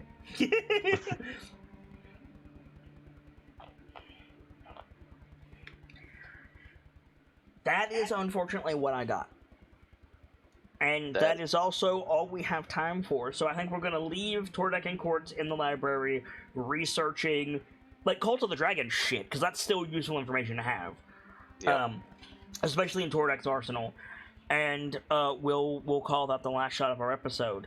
Again, no overlay tonight, but we do have shout-out cards. I'm going to go through a couple of these pretty quickly, and then we'll do our standard shout-outs. We've got Nyx Leviathan right here. My life partner, who's also an artist. You can find her over at these places. Her commissions are available. In that information, you can also hit her up on Discord to get any of that information you may want. She's not feeling well, so has opted to get ready to lie down. Bathed in Starlight, aka Night Mist Okami, was already dealing with a minor medical issue, but you can find them over at these places. They're an awesome person, and all of these shout-out cards look amazing. Frostwind, who has not been with us for a while now, we hope to see them very soon, can be found over at these places with all of this information that you see on the screen right here. And before I jump into the players that are still here, let me just say, shout out to, as always, Parish Broadnax and Birch Mila for these shout-out cards. This is a taste of what the overall Hell to Pay overlay is going to look like, and dear God, did PB nail it yet again. Valerian, would you give us a shout-out, please? Hello, I'm Valerian the Kitsune. I do admin stuff and things around here. If you liked what I did here tonight as Lance Corporal Drill Noises the Kenku, feel free to check out the other shows that I'm in, such as Thursday nights, Voices of the Mountain, where I play Kilio Wolfwalker of the Champions of the North, or on Sunday nights in Tales of the Nightlights, where I play Percival Averill. Is it Evoker? Evoker of Force Grey, and a proud member of the Nightlights. Denke? Hi, I'm Sir Squeaky. I am a keeper in Kit's community. I enjoy bringing together meaning in various lores and stories, and also bringing together people within communities and from across communities. So you can find me in the Discord or reach me in DMs. That chicken was way hotter than I thought it was. Sorry, Squeaky. No, you're fine. Whew, burn myself. Gamzelis, if I can find your button. There we go. Ooh. Ladies and gentlemen, my name is Guy Gamzelis, the bard of heroes who tell of tales that need to be told, and there are a lot. If ever you need me, you can always find me on the Discord, in DM, or in DMs. Keep forgetting I don't have a Twitter anymore. That's funny, there's a Twitter on your shoutout card.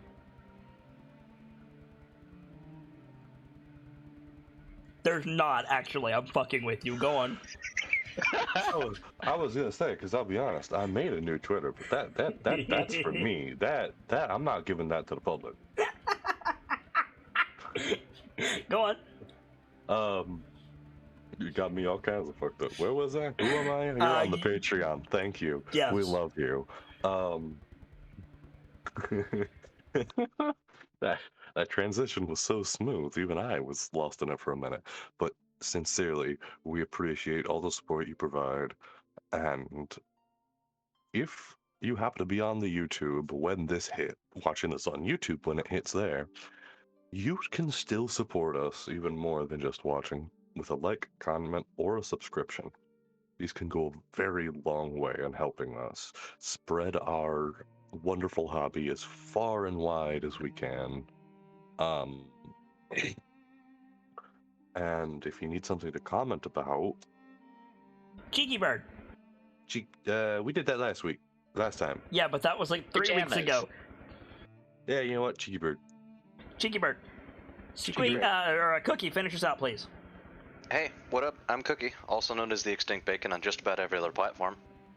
I am a stagehand for most of the DA games that we do, so if you like those, that's usually me.